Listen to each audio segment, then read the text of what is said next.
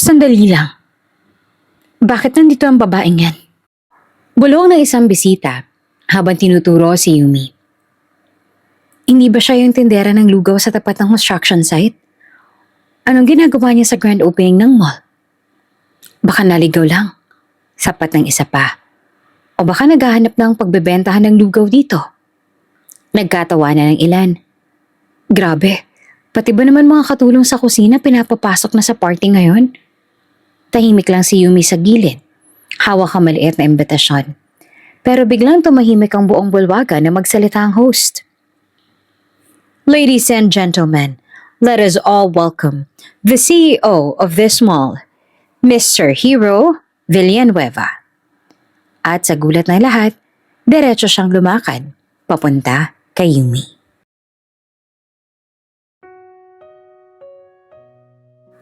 Maaga pa lamang ay nagigising na ang barangay San Isidro. Ang mga kalsada ay bahagyang basa pa mula sa ambon ng madaling araw at ang mga hangin ay may halong lamig na unti-unting nawawala habang sumisilip ang araw sa silangan. Sa isang maliit na kanto sa tapat ng malawak na construction site, nagsisimula ng magbukas ang isang simpleng karinderyang may karatolang gawa sa kahoy. Nakaukit sa karatola ang mga salitang, Aling Nenes Lugawan, mainit na lugaw, murang presyo. Hindi ito magarbo. Ang bubong ay yero, ang mga mesa ay kahoy na matagal nang ginagamit, at ang mga bangko ay bahagyang kupas na sa pintura. Ngunit sa kabila ng pagiging payak nito, may isang bagay na hindi matutumbasan ng kahit na anong mamahaling restaurant. Ang amoy ng bagong lutong lugaw na kumakalat sa paligid. Sa loob ng maliit na pwesto, abala si Aling Nena. Isang babaeng nasa 50 ng edad, ngunit malakas pa rin ang pangangatawan. Nakasuot siya ng lumang apron, hawak ang malaking sandok habang hinahalo ang kalderong puno ng mainit na lugaw. Yumi, pakitingnan nga kung kumukulo na to. Sigaw niya habang nakatingin sa kaldero. Sandali lang po, Nanay Nena. Sagot naman ng isang masiglang boses mula sa likod. Mula sa maliit na kusina ay lumabas ang isang dalagang may mahabang buhok na nakapusod. Nakasuot siya ng simpleng t-shirt at apron. At may bahid ng harina ang isa niyang pisngi. Ito si Yumi Rivera, 24 na taong gulang.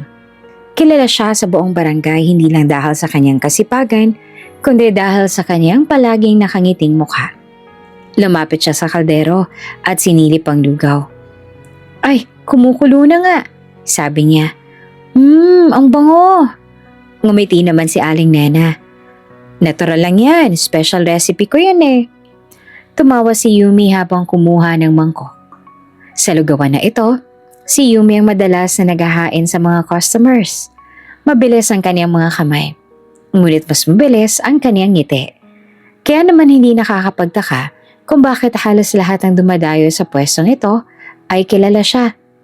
Sa katunayan may palayo pa nga mga suki sa kanya. Tinatawag nila siyang Yumi Extra Lugaw. Hindi dahil sobra siyang kumain, kundi dahil sobra siyang magbigay ng toppings.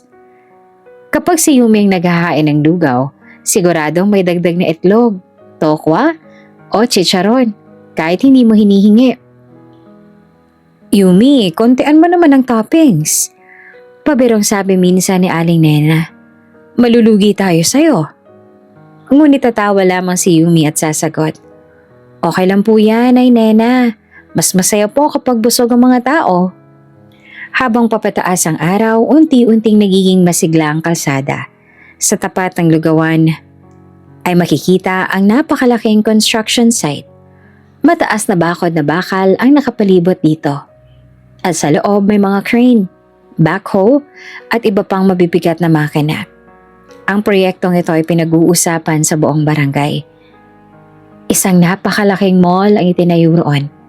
Sinasabi ng mga tao na kapag natapos ito, magbabago ang buhay sa San Isidro. Magkakaroon ng maraming trabaho, maraming negosyo, at dadagsa ang mga tao mula sa iba't ibang lugar. Ngunit sa ngayon, ang lugar ay puno pa lamang ng alikabok, ingay ng makina at pawis ng mga manggagawa. At ang mga manggagawang yon ay paboritong customer ng ligawan. Bandang 6:00 ng umaga, nagsimula nang dumating ang mga construction workers. Ang ilan ay naka-helmet pa. Ang iba naman bitbit na ang mga gamit sa trabaho.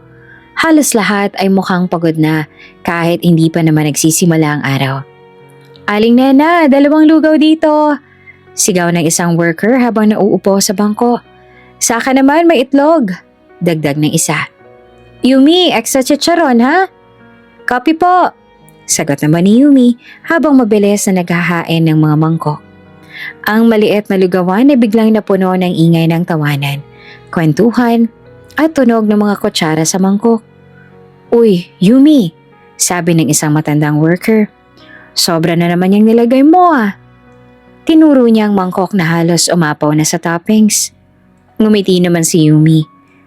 "Libre na po yan, Mang Ben, para may lakas kayo sa trabaho." Tumawa ang mga lalaki. "Kaya ka namin paborito eh." Mula sa loob ng lugawan, tahimik na pinagmamasdan ni Aling Nena ang eksena. Sanay na siya sa ganito. Araw-araw, halos pareho ang eksena. Mga pagod na manggagawa na dumadayo sa kanyang lugawan para sa murang pagkain at kaunting pahinga bago magsimula ang trabaho. Ngunit may isang bagay na napapansin niya. Sa tuwing nandyan si Yumi, mas masaya ang lugar. Hindi lang dahil sa pagkain, kundi dahil sa kanyang kabutihan. "Yumi," tawag ni Aling Nena habang naglalagay ng bagong kaldero sa kalan. "Po? Alam mo bang mahal ka ng mga suki natin?" Napakamot si Yumi sa ulo. "Ah, nako Nay Nena, pagkain lang naman po ito." Umiling si Aling Nena. "Hindi lang pagkain." Tumigil sandali si Yumi habang hawak ang isang mangkok. "Kapag ikaw ang nagain," sabi ni Aling Nena. "Aba, parang may kasamang pag-aalaga." Hindi agad nakasagot si Yumi, ngunit sa halip ay ngumiti lamang siya. Sa labas muling sumipol ang isang foreman mula sa construction site. "Oh, mga tao, pasok na!" Unti-unting tumayo ang mga manggagawa at nagmamadaling ubusin ang kanilang lugaw. "Salamat, Yumi," sigaw ng isa. "Bukas ulit, ha?" "Oo naman," sagot niya habang kumakaway. Isa-isa silang tumawid sa kalsada papunta sa construction site. Mula sa pwesto ng lugawan, malinaw na makikita ang laki ng proyektong itinatayo. Ang bakal na balangkas ng mall ay unti-unti nang nabubuo. Mataas, malawak, at tila nagsasabing malaki ang magiging pagbabago sa lugar na ito. Tumingin si Yumi sa gusali habang pinupunasan ng mesa. "Ang laki talaga, no?" sabi niya. Lumapit si Aling Nena sa tabi niya. "Oo," sagot nito. "Kapag natapos yan, baka hindi na pareho ang San Isidro." Napaisip si Yumi. "Sa tingin niyo po, magiging maganda ba yun?" Tumingin si Aling Nena sa malayong gusali. "Depende," sagot niya. "Sa mga taong gagawa ng pagbabago." Hindi alam ni Yumi na sa loob ng ilang araw, may darating na isang tao sa lugawan. Isang simpleng construction worker. Isang lalaking mukhang ordinaryo. Isang lalaking laging gutom. Ngunit ang lalaking yon, ang siyang babago sa kanyang buhay. At sa likod ng simpleng anyong ito ay nakatagong isang lihim na hindi niya kailanman inaasahan. Mainit na ang sikat ng araw ng sumunod na linggo sa barangay San Isidro. Mas maaga pa lang sa karaniwan ay nagsimula na ang ingay sa construction site sa tapat ng lugawan. Umaatungal ang makina ng cement mixer. May kalansing ng bakal na hinahatak at paminsan-minsan ay sumisigaw ang foreman para magbigay ng utos. Sa maliit na lugawan ni Aling Nena, abala na naman ang umaga. Umaalingasaw sa hangin ang amoy ng bagong lutong lugaw. Malapot, mainit at may halong luya na nagpapasarap sa sabaw. May amoy rin ng pritong bawang na inilalagay ni Yumi sa ibabaw ng bawat mangkok. "Yumi, dagdagan mo pa ng tubig yung kaldero," sabi ni Aling Nena habang pinupunasan ng pawis sa noo. "Opo," mabilis naman na sagot ni Yumi. Marami na namang dumating na construction workers. Halos lahat ay gutom na gutom matapos ang maagang trabaho sa site. "Yumi, 2 lugaw dito," sigaw ng isang pamilyar na worker. "Sa akin may tokwa," dagdag ng isa. "Extra chicharon ha?" Copy po. Masayang sagot naman ni Yumi habang mabilis ang kilos. Kahit pawisan na siya at bahagyang magulo ang buhok dahil sa init, hindi nawawala ang ngiti sa kanyang mukha. Isa-isa niyang nilalagay ang lugaw sa mangkok, nilalagyan ng toppings at inaabot sa mga customer. Salamat, Yumi Extra Lugaw! Biro ng isang worker. Ay nako, kayo talaga. Natatawang sagot niya. Habang abala ang lahat sa pagkain, may isang lalaki naman na tahimik na tumawid mula sa construction site papunta sa lugawan. Hindi siya napansin agad ng iba. Matangkad siya, halos lampas ulo sa karamihan ng mga worker. Nakasuot siya ng simpleng kulay abong t-shirt na may bahid ng alikabok at pawis. May helmet siyang hawak sa isang kamay. Halata sa mukha niya ang pagod. Parang kulang sa tulog. At parang matagal nang hindi nakakain ng maayos. Huminto siya sandali sa gilid ng lugawan at tumingin sa paligid. Pinagmasdan niya ang maliit na pwesto. Ang lumang mesa, ang kalderong kumukulo, ang mga manggagawang masayang kumakain. At higit sa lahat, ang dalagang naghahain ng lugaw na parang walang kapaguran. Si Yumi. Tahimik siyang umupo sa bakanteng bangko. Lumapit si Yumi, dala ang tray. Kuya, ano pong order ninyo? Saglit siyang tumingin sa kanya. Malinaw at diretso ang tingin ng lalaki, pero may kakaibang lungkot sa mga mata nito. Isang lugaw lang, sabi niya sa mababang boses. Tumango si Yumi. May toppings po ba? Plain lang. Sigurado po, mas masarap po pag may itlog. Bahagyang umiti ang lalaki. Plain lang. Sige po. Mabilis na naghain si Yumi ng isang mangkok ng mainit na lugaw. Umuusok pa nga ito habang nilalagay niya sa harap ng lalaki. Mainit po, ingat. Tumango lamang ang lalaki. Hinawakan niya ang kutsara at dahan-dahang sumubo. Mainit pero masarap. Ramdam niya agad ang init na bumaba sa kanyang tiyan. Parang biglang gumaan ang pakiramdam niya. Tahimik siyang kumain. Hindi siya nakisali sa tawanan ng ibang workers. Hindi rin siya nagsalita. Pero paminsan-minsan ay napapatingin siya kay Yumi habang abala itong naghahain ng pagkain. Matapos ang ilang minuto, halos maubos niya na ang mangkok. Lumapit muli si Yumi. Okay po ba? Tumango siya. Masarap. Ngumiti si Yumi. Salamat po. Pagkatapos ay inilapag niya ang maliit na notebook sa kung saan sinusulat ang mga utang ng suki. 30 pesos po. Doon bahagyang nagbagong ekspresyon ng lalaki. Saglit siyang natahimik. Hinawakan niyang bulsa ng kanyang pantalon at kinapa ito. Pagkatapos ay kinapa ang kabilang bulsa. Pagkatapos ay napakamot siya sa ulo.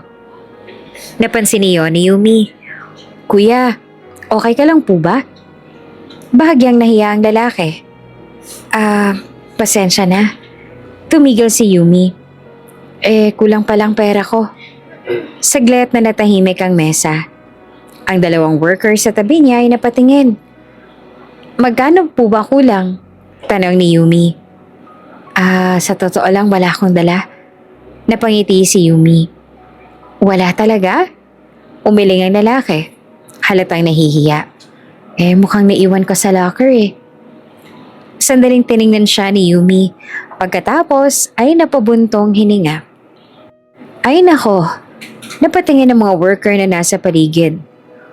Utang na naman yan, Yumi. Biro ng isa. Baka tumakbo yan. Natawa ang iba, ngunit hindi nagbago ang ekspresyon ni Yumi. Sa halip ay kumuha siya ng ballpen at binuksan ng notebook. Anong pangalan mo, kuya? Saglit na nag-alinlangan ng lalaki. Hero? Hero? Tumango siya. Hero lang? Hero Santos. Mabilis siyang dagdag.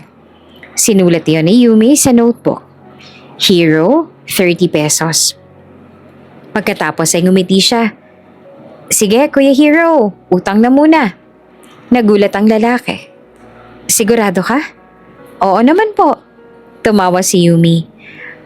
Marami na kaming suki na ganyan.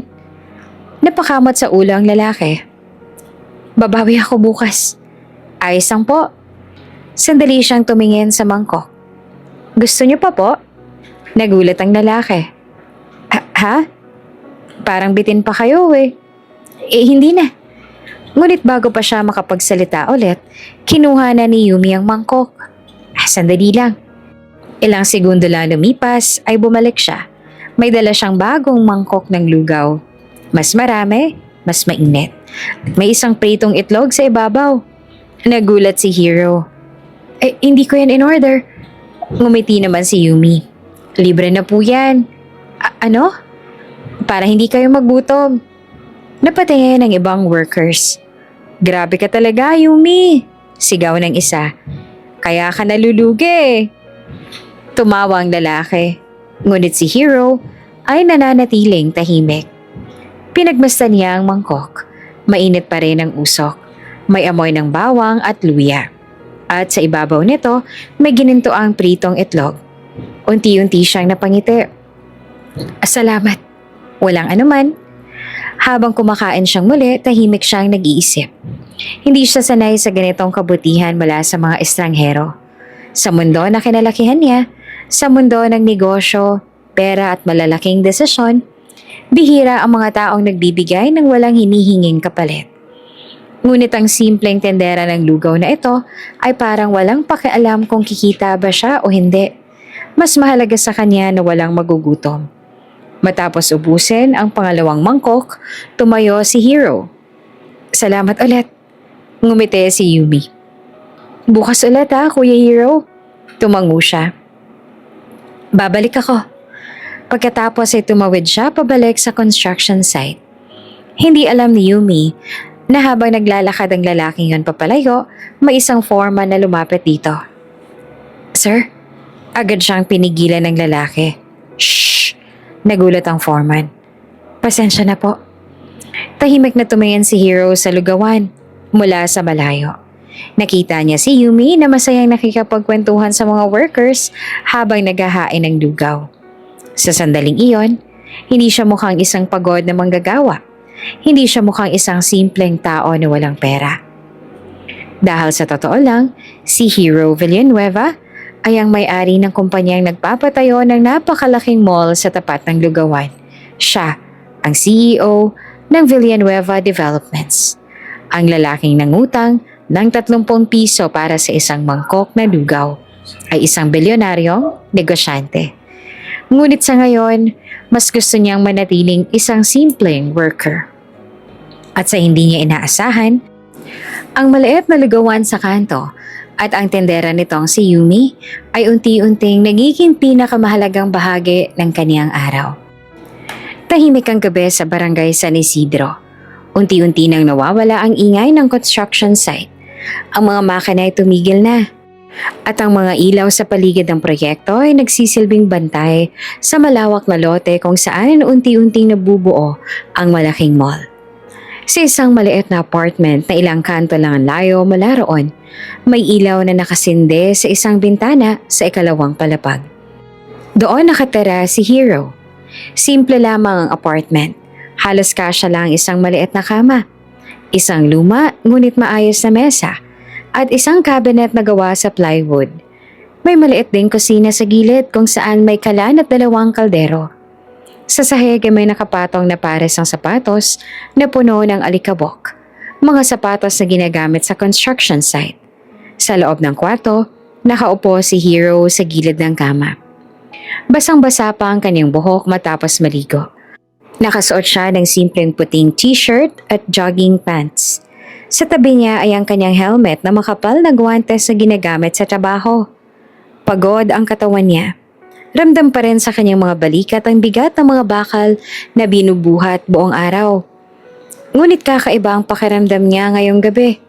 Hindi siya galit sa pagod. Sa halip, parang may kakaibang saya sa dibdib niya. Tahimik niyang naaalala ang nangyari kanina sa lugawan. Ang mainit na lugaw, ang usok ng sabaw na may amoy ng luya. At ang babaeng masiglang ngumiti habang inaabot ang mangkok. Libre na po yan. Napangiti siya. Hindi niya inaasahan na sa simpleng lugawan sa gilid ng kalsada ay makakaramdam siya ng ganitong katahimikan. Mula nang dumating siya sa San Isidro, halos lahat ng araw niya ay puno ng obserbasyon. Pinagmamasdan niya ang mga manggagawa, ang sistema ng trabaho, ang paraan ng pamamalakad ng site. Ngunit ngayong gabi, iba ang nasa isip niya. Si Yumi. Ang babaeng walang pakialam kung kikita siya o hindi basta't walang may magugutom. Biglang tumunog ang kanyang cellphone sa mesa. Naputol ang kanyang pag-iisip. Tiningnan niya ang screen. Isang pangalan ang nakalagay doon. Marco Office. Bagyang napabuntong hininga si Hero bago sagutin ang tawag. Hello? Agad sumagot ang boses sa kabilang linya. Good evening, Sir Hero. Sa sandaling yon, parang nagbago ang aura ng lalaki. Ang simpleng construction worker ay tila nawala. Pinalitan nito ng isang taong sanay magdesisyon para sa malalaking bagay. Ano yon, Marco? Kalmado ang tanong niya. Sir, tungkol po sa progress report ng San Isidro Mall project. Tumayo si Hero at lumapit sa bintana. Mula roon ay kita niya ang malayong ilaw ng construction site. Kamusta ang report? According sa engineering team, ahead of schedule po tayo ng 2 linggo. Tumango si Hero kahit hindi naman siya nakikita ng kausap. Good. May sandaling katahimikan sa linya. Pagkatapos ay muling nagsalita si Marco. Sir, sigurado po ba kayo na gusto ninyong manatili pa rin sa site bilang worker? Bahagya namang napangiti si Hero. May problema ba? Wala naman po, sir. Pero nag-aalala lang ang board. Hindi po nila alam na nandyan kayo. Mas mabuti ng ganon. Pero sir, pinutol ni Hero ang sasabihin nito. Marco. Yes, sir? Sabihin mo sa board na wala silang dapat ipag-alala. Saglit na natahimik ang kabilang linya. Sir, okay po. Anything else? May meeting po tayo sa Friday with the investors. Handle it for now? Yes, Sir Hero. Pagkatapos, ay pinatay ni Hero ang tawag. Tahimik siyang tumingin sa cellphone. Sa screen nito ay makikita ang kanyang full name na nakasave sa contact list. Hero Villanueva. Isang pangalan na kilala sa mundo ng negosyo. Isang pangalan na may bigat sa industriya ng real estate development. Siya ang CEO ng Villanueva Developments, ang kumpanyang may hawak sa proyekto ng malaking mall na itinatayo sa barangay San Isidro. Kung gugustuhin niya, maaari siyang manatili sa isang mamahaling condominium sa Maynila. Maaari siyang mag-utos lang sa opisina. Maaari siyang pumunta sa site, sakay ng mamahaling kotse at kausapin ng mga manager. Ngunit hindi niya ginawa iyon. Sa halip, pinili niyang magtrabaho sa site bilang ordinaryong manggagawa. Lumapit siya sa maliit na mesa kung saan may nakapatong na laptop. Binuksan niya ito. Sa screen ay lumabas ang blueprint ng mall project. Napakalawak ng plano. May 4 na palapag. May sinehan, may supermarket, restaurants at iba pang establishmento. Isa ito sa pinakamalaking proyekto ng kanilang kumpanya. Tahimik niyang tinitigan ang blueprint. Naalala niya kung bakit niya pinili ang ganitong paraan. 2 taon na ang nakalipas nang mapansin niya ang isang problema sa kumpanya. Maganda ang mga plano, maganda ang mga design. Ngunit may mga reklamo mula sa mga empleyado sa site. Minsan ay mabagal ang supply. Minsan naman hindi maayos ang sistema. At kadalasan, hindi naririnig ng management ang tunay na sitwasyon ng mga manggagawa. Kaya gumawa siya ng desisyon na ikinagulat ng marami. Papunta siya mismo sa site. Hindi bilang CEO, kundi bilang isang ordinaryong worker. Gusto niyang makita ang lahat mula sa pinakailalim. Ang init ng araw, ang bigat ng trabaho, ang pagod ng mga taong bumubuo sa proyekto. Dahil para sa kanya, kung hindi niya mararanasan ang paghihirap ng mga taong nagtatrabaho para sa kanya, hindi siya magiging mabuting leader. Kaya nagpakilala siya sa site bilang simpleng manggagawa. Ginamit niya ang pangalang Hero Santos. At simula noon, araw-araw siyang pumapasok sa trabaho, kasama ang ibang workers. Nagbubuhat, nagkakarga ng bakal, naglalakad sa ilalim ng araw. Sa unang linggo halos sumuko ang katawan niya. Hindi siya sanay sa ganitong trabaho. Mas sanay siya sa air-conditioned na opisina. Ngunit habang tumatagal, mas nauunawaan niya ang buhay ng mga manggagawa. Kung gaanong kahirap kumita ng pera, kung gaano kasimple ang mga kaligayahan nila. Isang mainit na pagkain, isang maikling pahinga, o isang masayang kwentuhan. At doon niya natuklasan ang lugawan ni Aling Nena at si Yumi. Napangiti siya habang nakatingin sa laptop.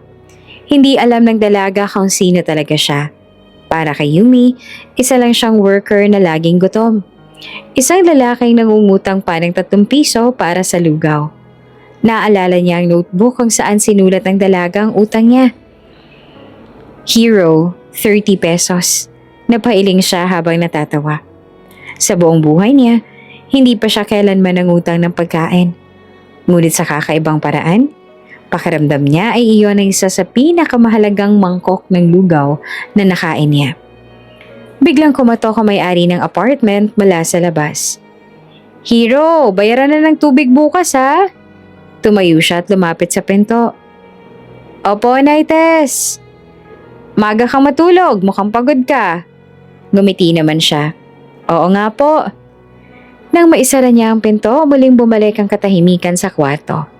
Humiga siya sa kama. Mula sa bintana, ay kita pa rin niya ang malayong ilaw ng construction site. At sa kabilang bahagi ng kalsada mula roon, ang maliit na lugawan. Alam niyang bukas ng umaga, muli siyang pupunta roon. Hindi bilang CEO, hindi bilang may-ari ng proyekto, kundi bilang simpleng manggagawa. Isang lalaking may utang na 30 piso at sa hindi niya inaasahan ang simpleng lugar na yon. At ang babaeng naghahain ng lugaw ay unti-unting nagiging dahilan kung bakit gusto niyang bumangon ng maaga araw-araw. Lumipas ang mga araw sa barangay San Isidro na parang pang-isang ritmo. Pagsikat ng araw, magsisimula ang ingay ng construction site. Pagkatapos, dadagsa ang mga manggagawa sa maliit na lugawan sa kanto. At halos araw-araw na rin may isang matangkad na worker na tahimik na nauupo sa parehong bangko. Si Hero. Sa una, hindi siya napapansin ng karamihan. Isa lang siya sa maraming manggagawang kumakain doon. Pero habang tumatagal, napapansin na siya ng mga suki. Hindi dahil maingay siya, kundi dahil lagi siyang naroon. Isang umaga, malamig pa ang hangin habang nagsisimula ang araw. Ang usok mula sa kaldero ng lugaw ay umaakyat sa hangin habang hinahalo ito ni Aling Nena. Yumi, dagdagan mo pa ng luya, sabi niya. Opo, sagot naman ni Yumi habang hinihiwang maliit na peraso ng luya sa chopping board. Sa gilid ng lugawan naroon na naman si Hero. Tahimik siya nakaupo, hawak ang helmet at nakatingin sa mga manggagawang papasok sa pwesto. Napansin agad siya ni Yumi. Ngumiti ito. Oh, Kuya Hero! Sabi niya habang lumalapit. Araw-araw ka na. Bahagya namang ngumiti si Hero. Masarap kasi ang lugaw ninyo. Talaga ba? Biro ni Yumi. O dahil may utang ka pa? Napakamat si Hero sa ulo. Ay, oo nga pala. Tinawanan siya ni Yumi. Kailan mo babayaran yung 30 pesos mo? Pag may pera na ako. Sus, dahilan. Natawa ang dalawang manggagawa sa tabi. Hero, bayaran mo na yan. Sigaw ng isa. Baka lumaki yung interes. Uy, walang interes dito. Sagad-agad ni Yumi. Pagkatapos ay tumingin siya kay Hero. Pero may penalty. Nagkunwaring nagulat naman si Hero. Ano yon? Ngumiti si Yumi. Kailangan mong kumain dito araw-araw. Napatawa ang mga nakarinig. Okay lang sa akin yan. Sagot naman ni Hero. Talaga? Oo. Sa totoo lang, hindi naman niya kailangan ng dahilan para bumalik. Kahit walang utang, gusto na rin niyang bumalik. Lumipas ang ilang linggo at naging pamilyar na eksena ang presensya ni Hero sa lugawan. Minsan ay umuupo siya kasama ng ibang workers. Minsan naman ay tahimik lang siyang kumakain habang pinagmamasdan ang paligid. Pero napapansin ni Yumi na may kakaiba sa kanya. Hindi siya tulad ng ibang manggagawa na maingay at mahilig makipagbiruan. Mas tahimik siya. Pero kapag nagsalita, may lalim ng kaniyang mga salita. Isang tanghali, bahagyang kaunti ang customer sa ligawan. Mainit ang panahon at karamihan sa mga manggagawa ay bumalik sa trabaho. Sa isang mesa, nakaupo si Hero habang kumakain ng lugaw. Lumapit si Yumi dala ang pitsil ng tubig. Kuya Hero, tubig? Oo, salamat. Habang nagbubuhos siya ng tubig sa baso nito, napansin niya ang sugat sa kamay ng lalaki. Ay, nasugatan ka. Tinignan ni Hero ang kaniyang kamay. Maliit lang yan. Paano nangyari? Bakal, sa site. Napailing si Yumi. Ang hirap ng trabaho ninyo, no? Hindi naman agad sumagot si Hero. Sa halip ay tumingin siya sa paligid. Sa ibang mesa, may dalawang worker na kumakain ng lugaw. Narinig nila ang isa sa kanila na nagsabi, Yumi, pwede pang bukas na lang bayad? Napatingin si Hero sa kanila. Lumapit agad si Yumi. Bakit, Kuya Jun? Naubos na kasi pera ko eh. Tumangulang si Yumi. Sige lang. Ay talaga? Oo naman. Ngumiti si Yumi habang nilalagay ang mangkok ng lugaw sa harap nito. Kain muna kayo. Napakamot sa ulo ang lalaki. Salamat ha. Bumalik si Yumi sa mesa ni Hero. Napansin niyang pinagmamasdan siya ng lalaki. Ano? Tanong niya. Ganito ka ba sa lahat? Ha? Pinapautang mo lahat? Tumawa si Yumi. Di naman lahat, pero marami. Kasi napakamot siya sa ulo. Alam ko kung gaano kahirap magtrabaho sa site. Saglit siyang tumingin sa construction site sa kabila ng kalsada. Mainit, mabigat, nakakapagod. Tahimik lang nakikinig si Hero. Kung lugaw lang makakapagpagaan ang araw nila, dagdag ni Yumi. Okay lang sa akin. Hindi agad nakasagot si Hero. Sa simpleng paraan ng pagsasalita ng dalaga, may kakaibang bigat ang mga salita nito. Hindi ito nagpapakitang gilas. Hindi rin ito naghahanap ng papuri. Natural lang ang kabutihan niya. At iyon ang lalong humanga si Hero. Habang tumatagal ang araw, mas lalo pang nagiging magaan ang samahan nila. Hero! Sigaw ni Yumi isang araw. Lumapit siya. Oh, utang mo. Ano na naman? 30 pesos. Hindi pa babayad? Hindi. Tumawa siya. Sige, bukas. Bukas ulit. Promise. Napailing naman si Yumi. Kung hindi ka lang mabait sa mga worker, hindi na kita papautangin eh. Mabait ba ako? Oo. Talaga? Tumango si Yumi. Hindi ka mayabang eh. Napangiti si Hero. Kung alam lang niya kung gaano karaming tao ang yumuyuko sa kanya sa opisina. Pero dito, isa lang siyang ordinaryong lalaki. At sa unang pagkakataon sa matagal na panahon, masaya siya sa ganitong buhay. Isang hapon matapos kumain ng karamihan ng workers, tahimik na ang lugawan. Ang hangin ay may dalang amoy ng alikabok mula sa construction site. Si Yumi naglilinis ng mesa habang si Hero naman ay nakaupo pa rin sa bangko. Hindi ka pa ba babalik sa trabaho? Tanong niya. Break pa. Umupo si Yumi sa tapat niya sandali. Napansin niya ang pawis sa noo ng lalaki. Pagod ka? Medyo. Ngunit ngumiti si Hero. Pero okay lang. Bakit? Saglit siyang tumingin kay Yumi. Dahan-dahan siyang nagsalita. Masarap kasi ang lugaw. Natawa si Yumi. Loko. Ngunit habang pinagmamasdan niya ang dalaga, may unti-unting pagbabago sa loob ni Hero. Noong una, simple lamang ang dahilan kung bakit siya pumupunta sa lugawan. Para kumain, para magpahinga. Pero ngayon, may ibang dahilan na. Napapansin niya ang paraan ng pagngiti ni Yumi. Ang paraan ng pag-aalala nito sa mga customer. Ang paraan ng pagsisilbi nito kahit pagod na. At sa bawat araw na nakikita niya iyon, may nararamdaman siyang bago. Isang bagay na matagal niya nang hindi nararamdaman. Tahimik siyang tumingin sa dalaga habang ito naman ay abala sa paglilinis ng mesa. Sa loob ng kanyang isip, napangiti siya. Hindi niya alam kung kailan nagsimula, pero malinaw sa kanya ang isang bagay. Unti-unti, nahuhulog siya sa kabutihan ni Yumi Rivera. Tahimik ang tanghali sa barangay San Isidro. Ang araw ay mataas na sa langit at halos wala ng ulap. Mainit ang hangin na dumadampi sa kalsada at ang alikabok mula sa construction site ay paminsan-minsang tinatangay ng hangin. Sa lugawan ni Aling Nena, hindi na kasing dami ang tao kumpara sa umaga.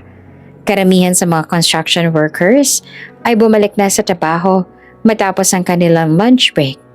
Naiwan na lamang ang ilang mangkok sa mesa at ang mahinang usok mula sa kaldero ng lugaw.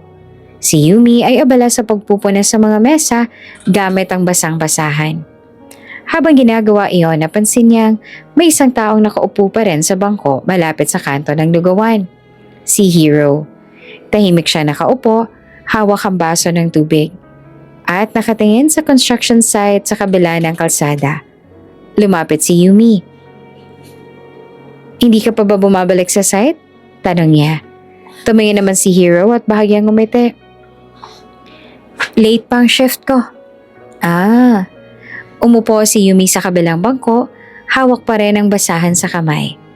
Sa paligid nila ay maririnig ang mahihinang tunog ng construction, mga bakal na tinatama, mga utos ng foreman sa malayo, at ang paminsan-minsang pag-uga ng malalaking makina.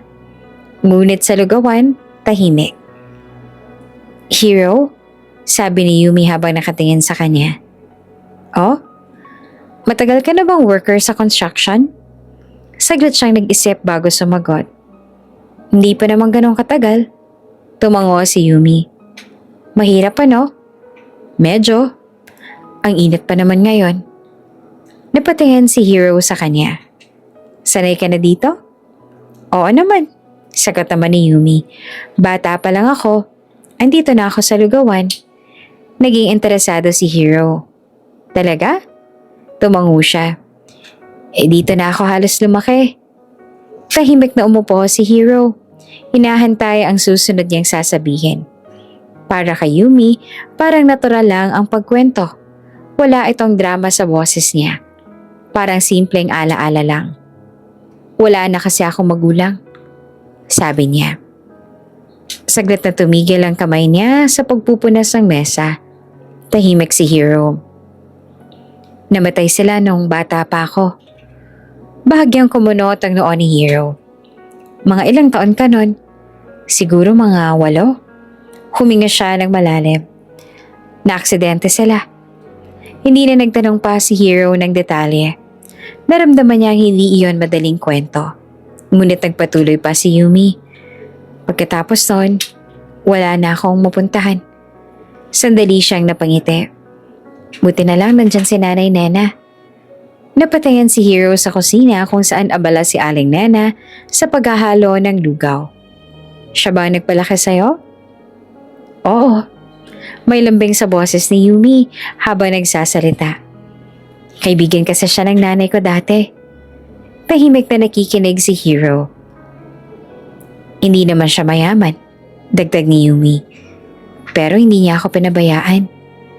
Napangiti siya habang nakatingin sa lugawan. "Noong una, tumutulong-tulong lang ako sa paghuhugas ng pinggan." "Bata ka pa nun?" "Oo," sagot niya. "Pero gusto ko tumulong." Unti-unti niyang pinunas ang huling mesa. "Habang tumatagal, natuto na ako magluto ng lugaw."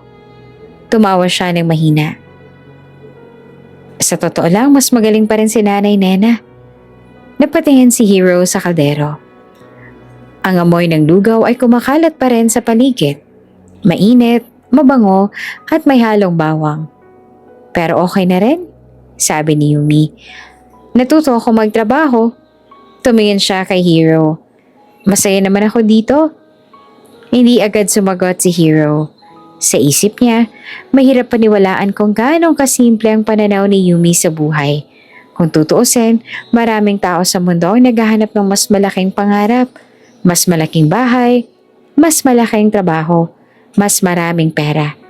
Pero ang dalagang ito, mukhang kontento na sa simpleng lugawan sa kanto. Hindi mo ba naisip na umalis dito?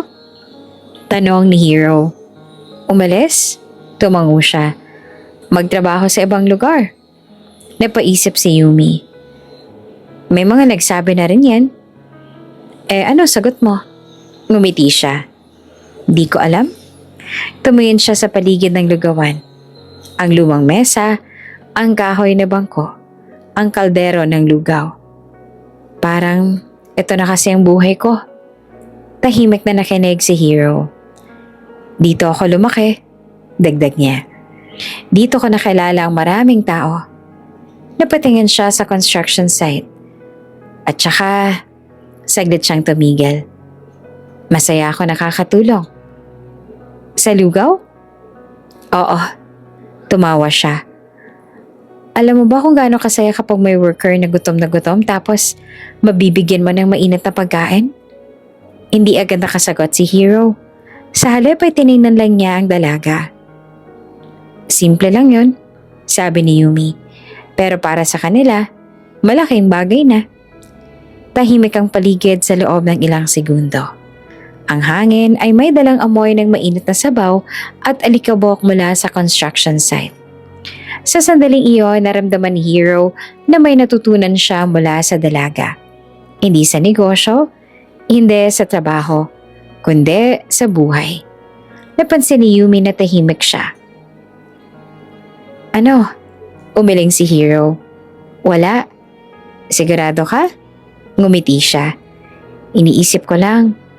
Ang ano? Saglit siyang tumingin sa kanya bago sumagot. Ang bait mo. Nagulat si Yumi. Ano ba yan? Sabi niya habang tumatawa. Hindi naman. Oo. Umiling siya. Normal ko lang to. Hindi. Hindi na nagdagdag si Hero ng paliwanag. Sa loob-loob niya, alam niyang hindi normal ang kabutihan ni Yumi. Sa mundo na kinagagalawan niya, sa mundo ng negosyo at pera, bihirang mga taong ganito. Ang mga taong handang tumulong kahit walang kapalit. Mga taong masaya na sa simpleng bagay.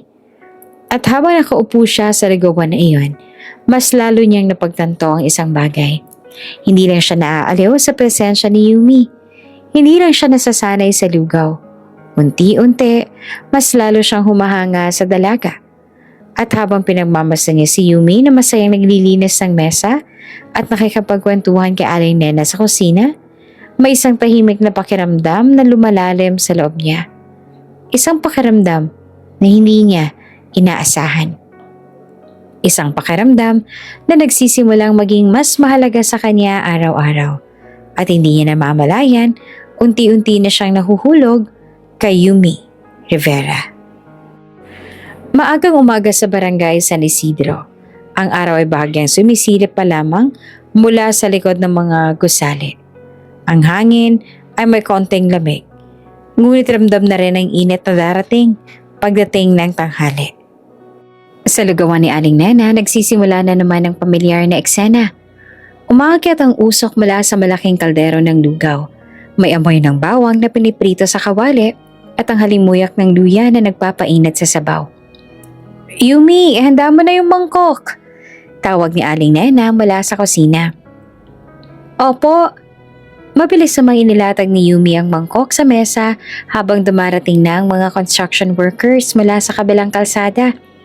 Ang ingay ng mga yabag, tawanan at kwentuhan ay unti-unting napuno ang maliit na lugawan. Sa isang sulok ng bangko, dumating na naman si Hero. Bitbit ang helmet at bahagyang pawisan ng noo. Napansin agad siya ni Yumi. Oh, andito na naman ang may utang. Sigaw niya ng pabiro. Napalingon pa ang ilang workers at natawa. Magkano na bang utang mo, Hero? Biro ng isa. 30 pesos pa rin, sagot ni Yumi. Lumapit siya sa mesa ni Hero.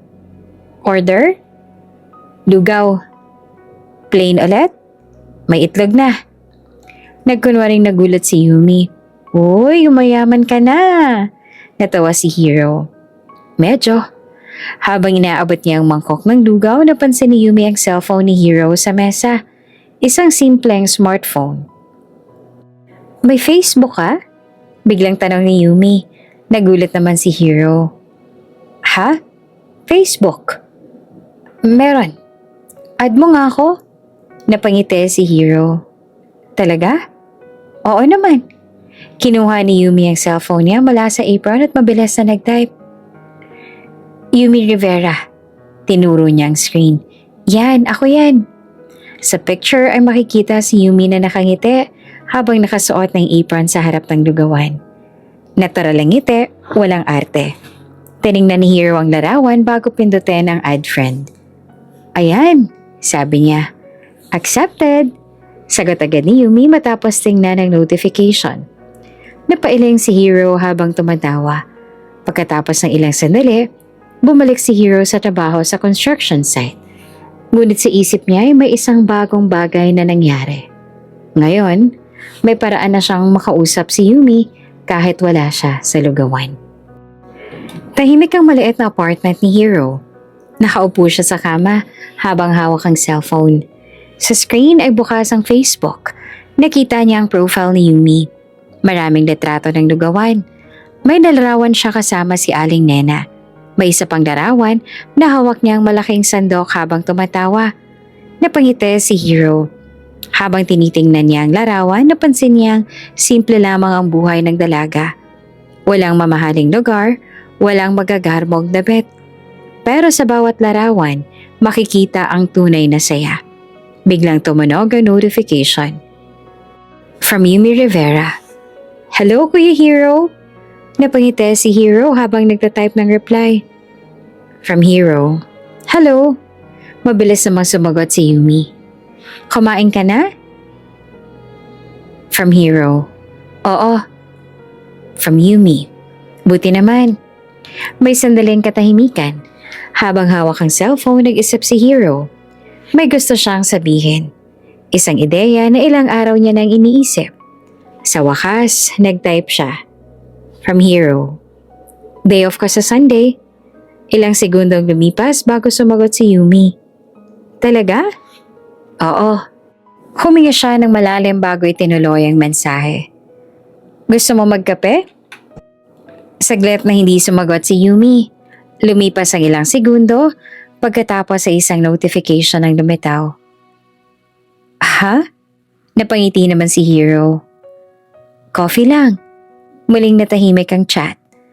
Sa kabilang bahagi ng barangay, nasa maliit na kwarto si Yumi.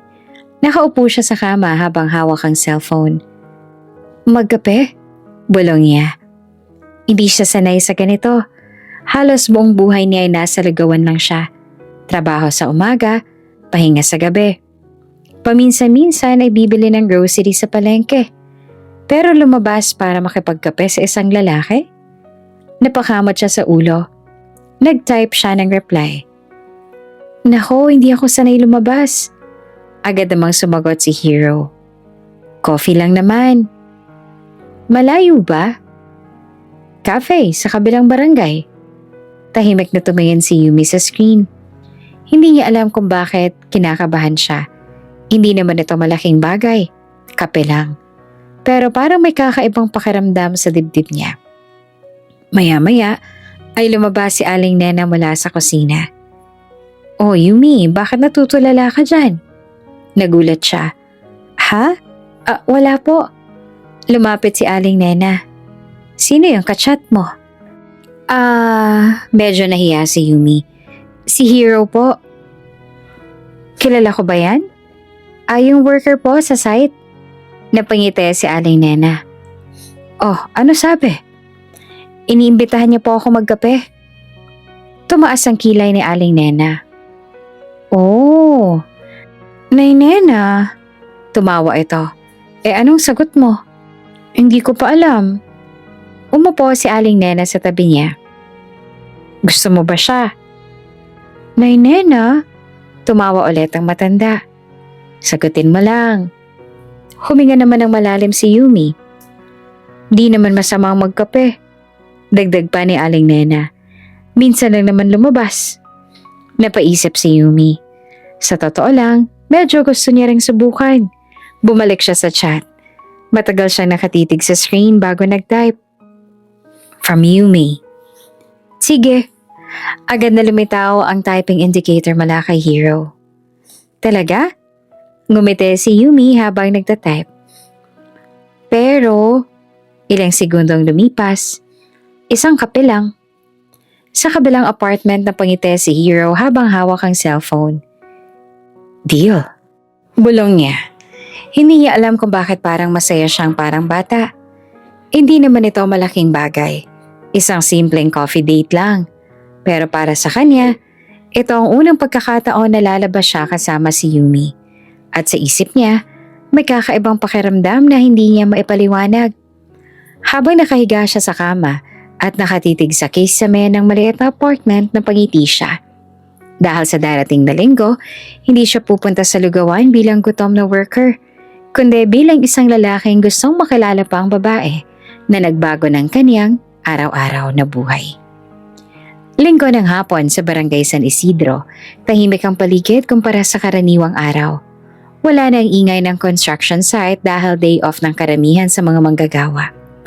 Ang malawak na bakuran ng ginagawang mall ay tila nagpapahinga rin. Walang umaandar na makina, walang sigawan ng foreman, at walang kalansing ng bakal. Sa lugawan ni Aling Nena, maaga silang nagsara. Yumi, umalis ka na, sabi ni Aling Nena habang nagliligpit ng mga mangkok. Nay Nena, okay lang po. Hoy, putol ng matanda habang nakangiti. Date mo, 'di ba? Nay Nena, tumawa si Aling Nena.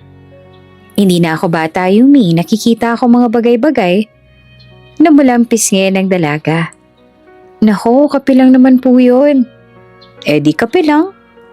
Huminga ng malalim si Yumi habang tinatanggal ang apron. Hindi siya sanay sa ganitong sitwasyon. Halos buong buhay niya ay umiikot lang sa lugawan at sa barangay.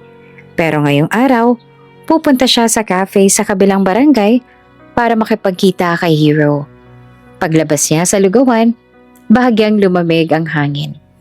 Ang langit ay may kulay kahel habang papalubog ang araw. Naglakad siya papunta sa sakyan ng tricycle. Hawak ang maliit niyang bag habang nasa biyahe hindi niya naman maiwasang kabahan.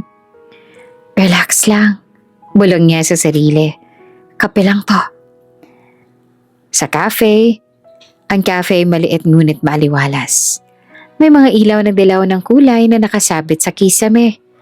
Ang mga mesa ay gawa sa kahoy at may mahihinang tugtog ng acoustic music sa background. Pagpasok ni Yumi, sinalubong siya ng amoy ng bagong timplang kape at tinapay na bagong hango sa oven. Napatingin siya sa paligid. Ang ganda pala dito, bulong niya. Hindi siya madalas pumunta sa ganitong lugar. Habang nakatingin siya sa menu sa counter, may isang boses na tumawag sa kanya. Yumi! Paglingon niya, sandali siyang natigilan. Si Hero. Pero hindi ito ang Hero na nakikita niya araw-araw sa construction site. Hindi siya pawisan. Hindi siya marumi. Hindi siya nakasuot ng lumang t-shirt. Ngayon, malinis ang kanyang suot na polo shirt at maayos ang buhok. Parang ibang tao.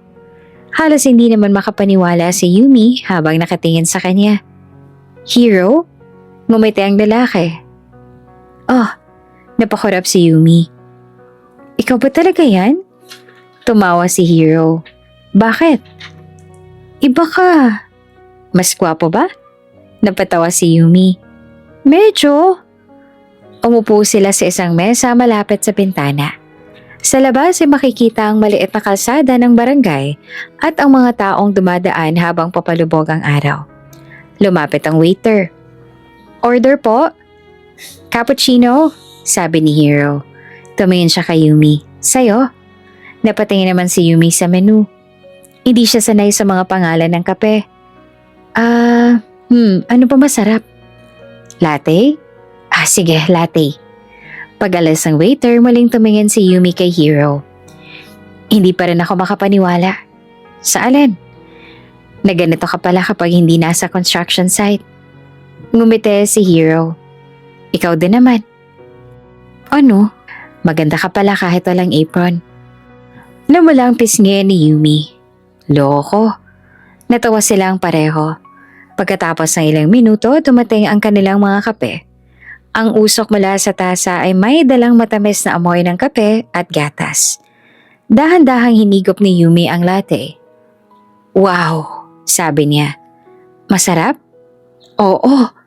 Tahimik silang umupo sandali habang tinatamasa ang kape. Pagkatapos ay nagsimula ang kanilang kwentuhan. Hero, sabi ni Yumi. Oh, bakit ka nagtrabaho sa construction? Saglit siyang nag-isip. Gusto ko lang. Gusto mo lang? Tumango siya. Mas gusto ko ang trabaho na may ginagawa. Napaisip si Yumi. Ang hiyap kaya ng trabaho ninyo? Nasanay na rin ako. Hindi ka ba nangangarap ng ibang buhay? Tanong ni Yumi habang nakatingin sa kanya. Saglit na natahimik si Hero. Kung alam lang ng dalaga, kung gaano kalaki ang buhay na meron siya. Pero hindi niya yon pwedeng sabihin. Hindi pa. Kahit simple lang, sagot niya. Napangiti si Yumi. Ako, simple lang din ang pangarap ko. Ano?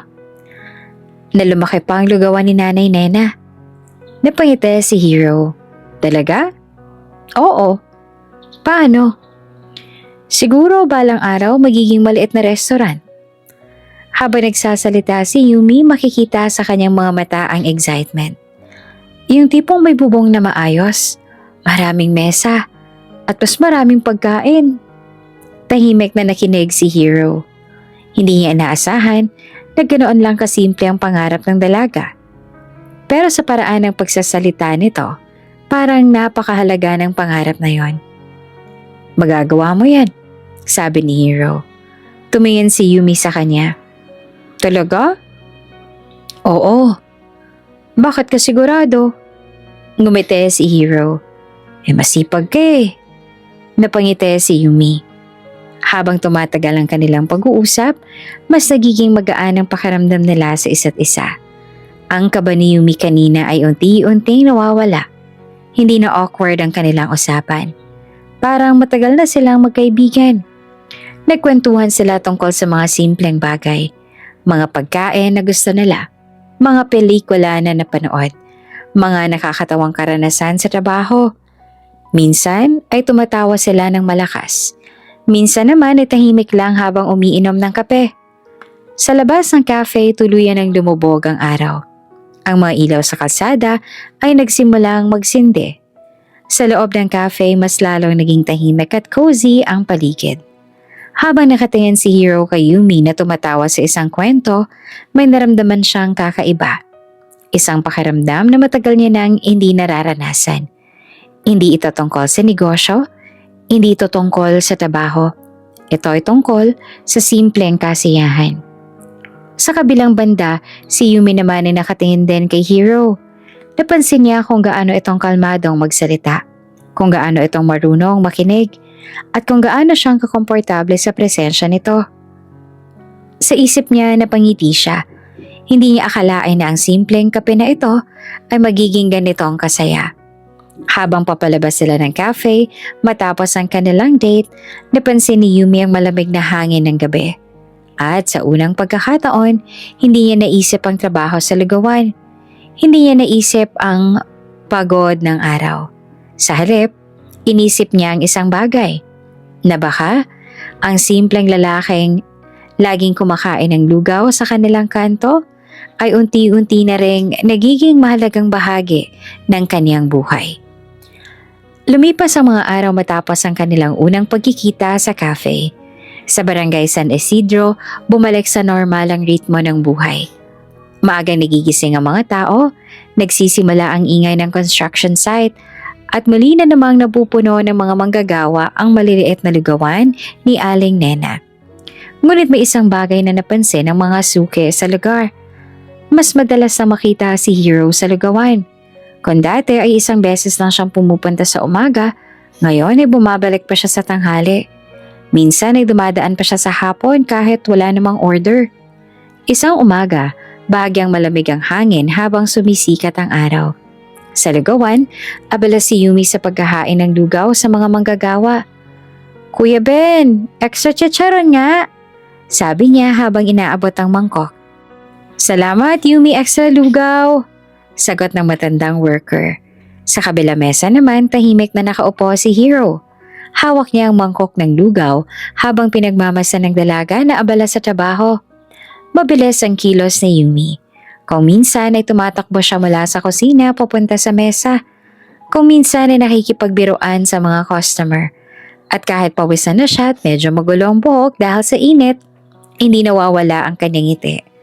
Napangiti si Hero habang nakatingin sa kanya.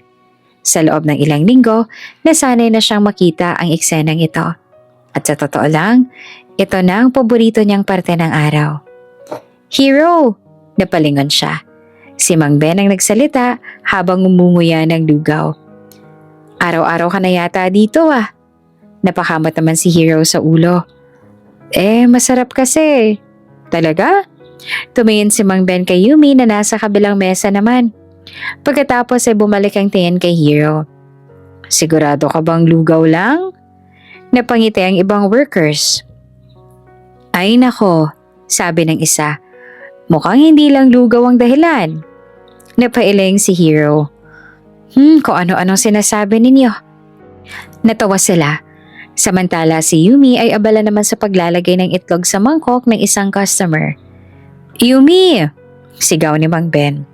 Oh, may nagmamahal na sa'yo dito. Napalingon si Yumi. Ano na naman ba yan? Tinuro ni Mang Ben si Hero. Siya oh. Namula si Yumi. Hoy, Mang Ben! Natawa ang buong mesa. Samantala si Hero naman ay napailing habang bahagyang napapangiti. Hindi kayo tumitigil, sabi niya. Ngunit kahit nagbibiro lang ang mga manggagawa, may katotohanan sa kanilang sinabi. Habang nakaupo siya roon, pinagmamasdan ni Yumi na abala sa paghahain ng pagkain. Napagtanto ni Hero ang isang bagay. Hindi lang siya nasasanay sa presensya ng dalaga. Hindi lang siya naaaliw sa kabaitan nito. May nararamdaman na siyang mas malalim. Isang pakiramdam na hindi niya inaasahan. Isang pakiramdam na dahan-dahang lumalalim araw-araw. Mas tahimik ang lugawan. Karamihan sa mga manggagawa ay bumalik na sa site matapos kumain. Si Yumi ay naglilinis sa mga mesa habang si Hero naman ay nakaupo pa rin sa bangko. Napansin niya na kanina pa siyang nakatingin. Ano? Tanong niya habang nakangiti. Napakurap si Hero. Ha? Kanina ka pa nakatitig. Napangiti siya. Pinagmamasdan lang kita. Bahagyang napahiya si Yumi. Bakit? Masipag ka. Napailing siya habang tumatawa. Natural, trabaho ko to. Hindi lang yon. Ha? Saglit na natahimik si Hero. Hindi niya alam kung paano ipapaliwanag. Sa halip ay sinabi na lang niya. Ang bait mo. Napakamot si Yumi sa ulo. Paulit-ulit ka na. Pero totoo. Hindi na sumagot si Yumi. Sa halip ay bumalik siya sa paglilinis ng mesa. Pero sa loob-loob niya, hindi niya maiwasang umiti. Hindi niya alam kung bakit pero masaya siya kapag nandyan si Hero. Sa construction site nakaupo si Hero sa gilid ng isang malaking semento habang nagpapahinga. Pawisan siya matapos ang ilang oras ng trabaho. Lumapit ang isa sa mga worker. Hero! Oh, tanong ko lang. Ano yan? Nililigawan mo ba si Yumi? Halos mabulunan naman si Hero sa iniinom na tubig. Ha? Tumawa ang lalaki. Kasi araw-araw ka sa lugawan. Napakamot naman si Hero sa ulo. Kaibigan lang. Sure ka? Tahimik siyang napangiti. Hindi siya sigurado. Bandang hapon sa lugawan halos wala ng customer. Si Yumi nakaupo sa bangko habang nagpapahinga sandali. Biglang tumawid si Hero mula sa construction site. Hero? Lumapit siya. Break! Umupo siya sa tabi ni Yumi. Tahimik ang paligid. Ang hangin ay may dalang amoy ng alikabok at mainit na semento mula sa site. Pero sa lugawan, may amoy pa rin ng sabaw ng lugaw at pritong bawang. Pagod ka? Tanong ni Yumi. Medyo. Inabot niya ang isang baso ng tubig. Salamat. Habang umiinom siya, tahimik siyang tumingin kay Yumi. Napansin naman ng dalaga.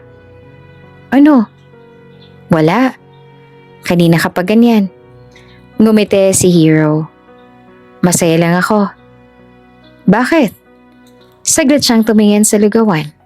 Sa maliit na pwesto sa mga mesa sa kaldero ng lugaw. Pagkatapos ay bumalik ang tingin niya kay Yumi. Dahil nandito ako, napangiti si Yumi. Hindi niya alam kung bakit. Pero sa sandaling iyon, parang may kakaibang init sa dibdib niya.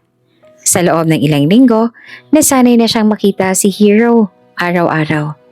Nasanay na siya sa mga biro nito, sa mga simpleng kwentuhan nila, at sa presensya nito sa lugawan. At ngayon, napagtanto niya ang isang bagay. Kapag wala si Hero, parang may kulang sa araw niya.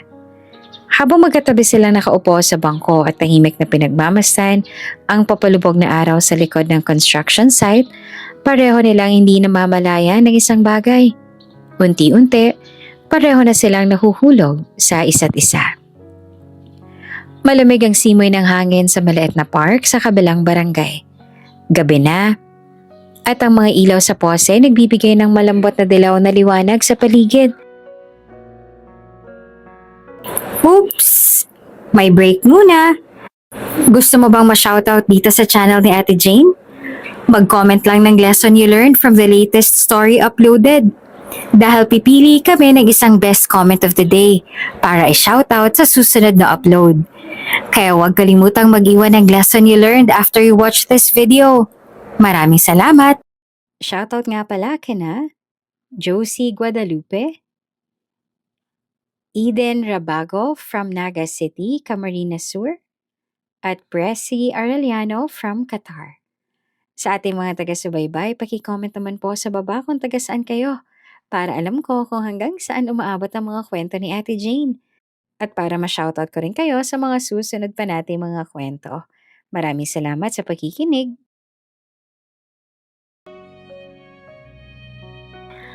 May ilang pamilya na naglalakad sa gilid ng park at may mga batang naglalaro pa rin sa maliit na playground.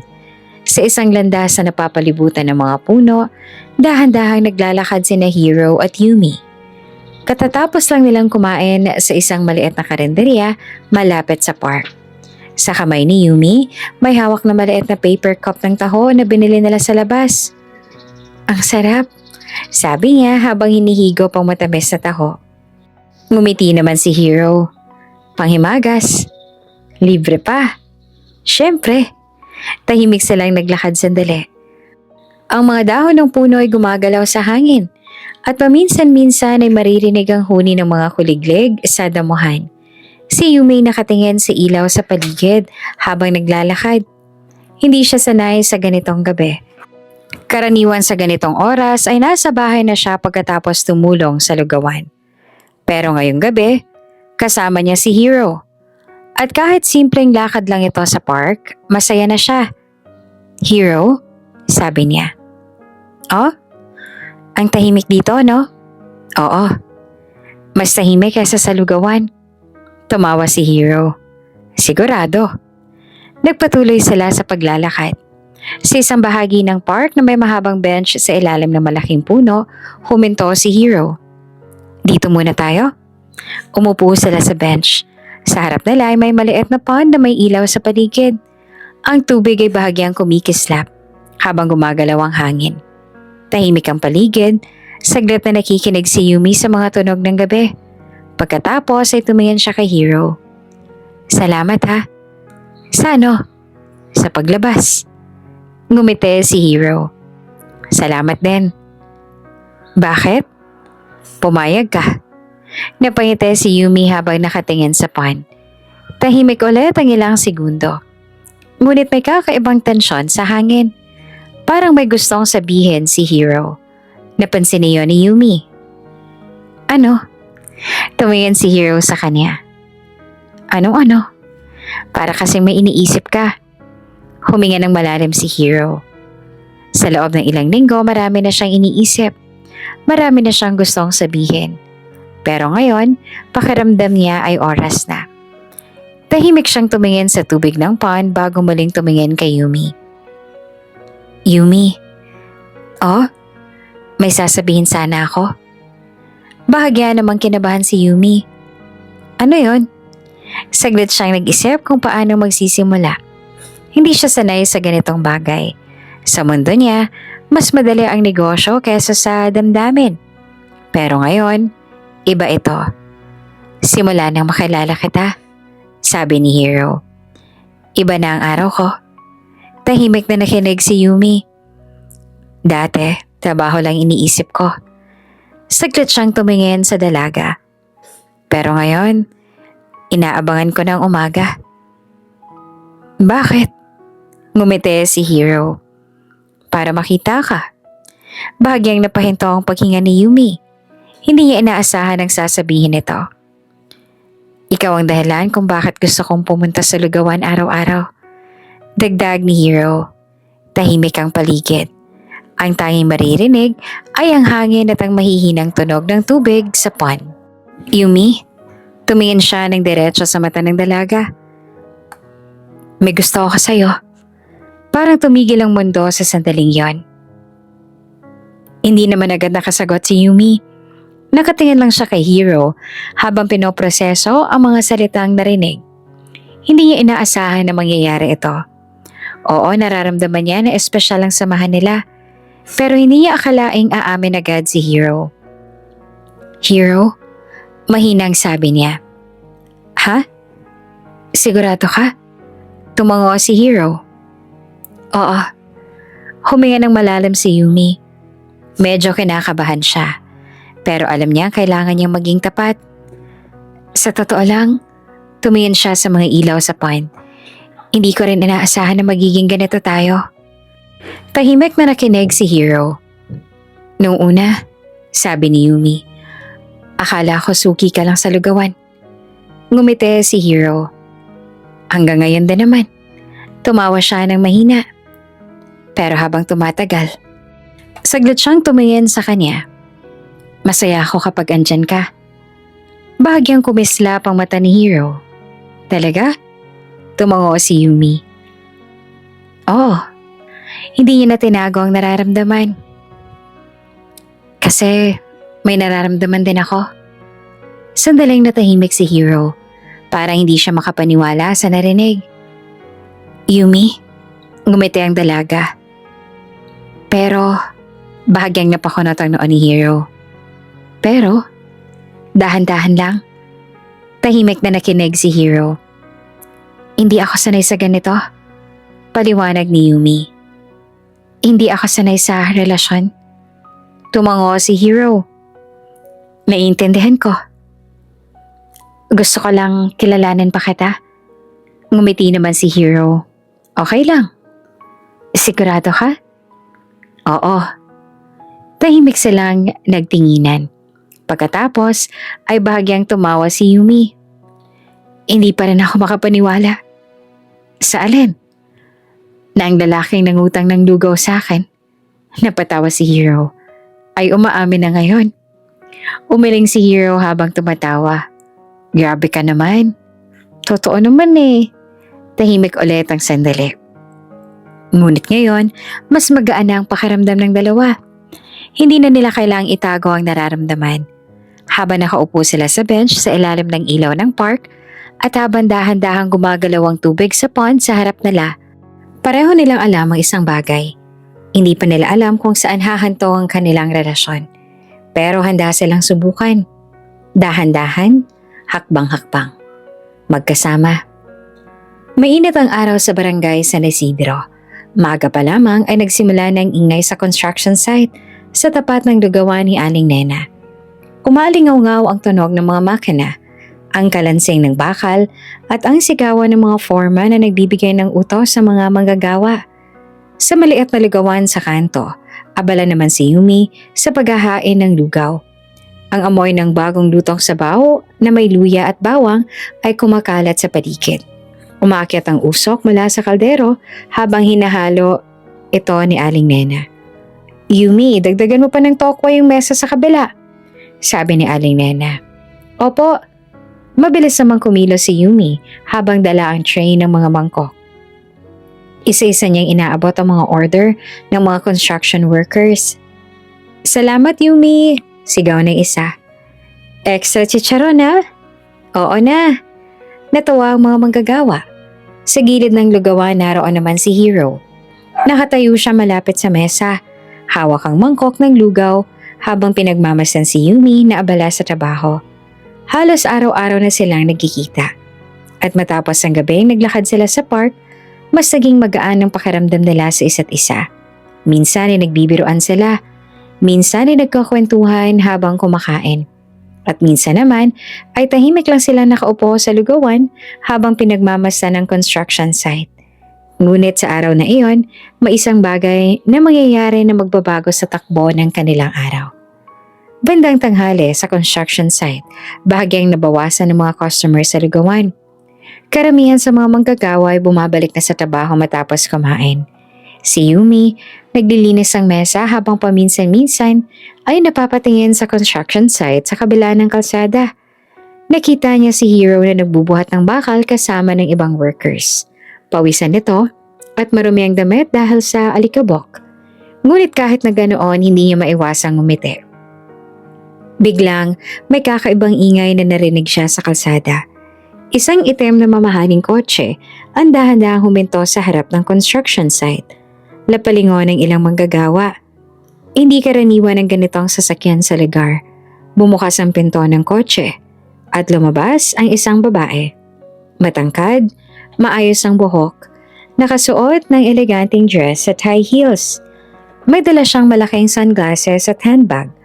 Parang hindi siya bagay sa maalikabok na construction site. Napatingin si Yumi mula sa lugawan. Wow! Bulong ng isa sa mga worker. Ang ganda. Siguro boss yan. Tahimik na pinagmamasdan ni Yumi ang babae habang naglalakad papunta sa loob ng site. May kakaibang pamilyar sa kanyang mukha. Parang nakita niya na ito kung saan. Ngunit hindi niya maalala. Sa loob ng construction area, napansin ng ilang manggagawang pagdating ng babae. Lumapit siya sa isang supervisor.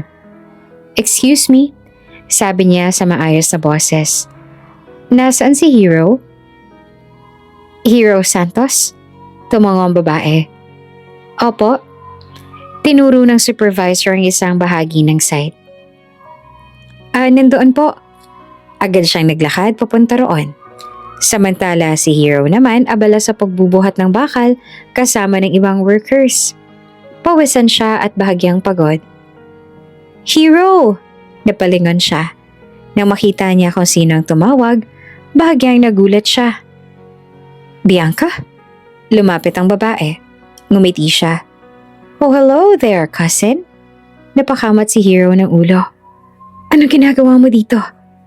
Ang babaeng yon ay si Bianca Villanueva, isa sa miyembro ng pamilya Villanueva at isa rin sa mga taong nagtatrabaho sa kanilang kumpanya. Hinahanap kita, sabi ni Bianca. Hindi ka kasi sumasagot sa office. Napatingin ng ilang worker sa kanila. Napansin niyo ni Hero. Bianca, relax, sabi ng babae habang tumatawa. Hindi ko naman sasabihin kung sino ka. Napupuntong hininga si Hero. Anong kailangan mo? Ngumiti si Bianca habang itinaas ang isang paper bag na hawak niya. Lunch? Napakunotang noon ni Hero. Lunch? Favorite mo? Binuksan niya ang bag. Mula rito ay kumalat ang amoy ng mamahaling pagkain. Roasted chicken, pasta, at dessert mula sa isang sikat na restaurant sa lungsod. Napatingin ang mga workers. Wow! Napakamat si Hero sa ulo. Bianca, alam ko, sabi niya habang tumatawa. Hindi to bagay sa construction site. Mula naman sa kabilang kalsada, nakita ni Yumi ang eksenang iyon. Hindi niya marinig ang usapan.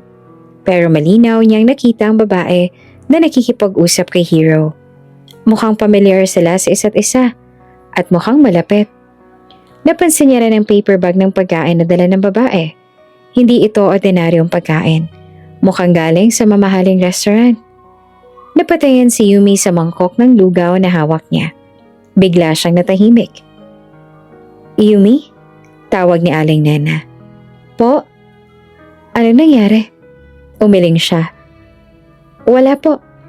Pero hindi niya maiwasang tumingin ulit sa construction site. Doon, nakita niya si Hero na kausap pa rin ng babae. Tumatawa sila. At mukhang komportable sa isa't isa. May kakaibang pakiramdam sa dibdib ni Yumi. Isang pakiramdam na hindi niya maipaliwanag. Hindi siya galit, pero parang may kirot. Parang biglang nagkaroon ng distansya sa pagitan nila. Sino kaya yon? Bulong ng isang worker sa lugawan. Girlfriend siguro? Ang ganda eh. Narinig naman yon ni Yumi. Tahimik siyang tumingin sa site. Pagkatapos ay bumalik siya sa loob ng lugawan. Kinuha niya ang basahan at nagsimulang maglinis ng mesa. Ngunit hindi na siya kasing sigla tulad kanina. Makalipas ang ilang minuto, tumawid si Hero mula sa construction site. Ngunit pagdating niya sa lugawan, hindi niya na nakita si Yumi. Nay, Nena? Oh, nasan po si Yumi? Napatingin si Aling Nena sa likod ng lugawan. Umuwi muna. Nagulat si Hero. Umuwi po? Oo. Napakunot ang noon ni Hero. Hindi niya alam kung bakit. Ngunit sa sandaling yon, may pakiramdam siyang may nagbago. At sa kabilang bahagi naman ng barangay, naglalakad si Yumi pauwi habang tahimik ang isip. Hindi niya alam kung bakit siya nasaktan. Wala namang kasiguraduhan ang relasyon nila ni Hero. Wala pa silang label. Pero nang makita niya ang eleganteng babae mula sa ibang mundo, bigla niyang naramdaman ng isang bagay.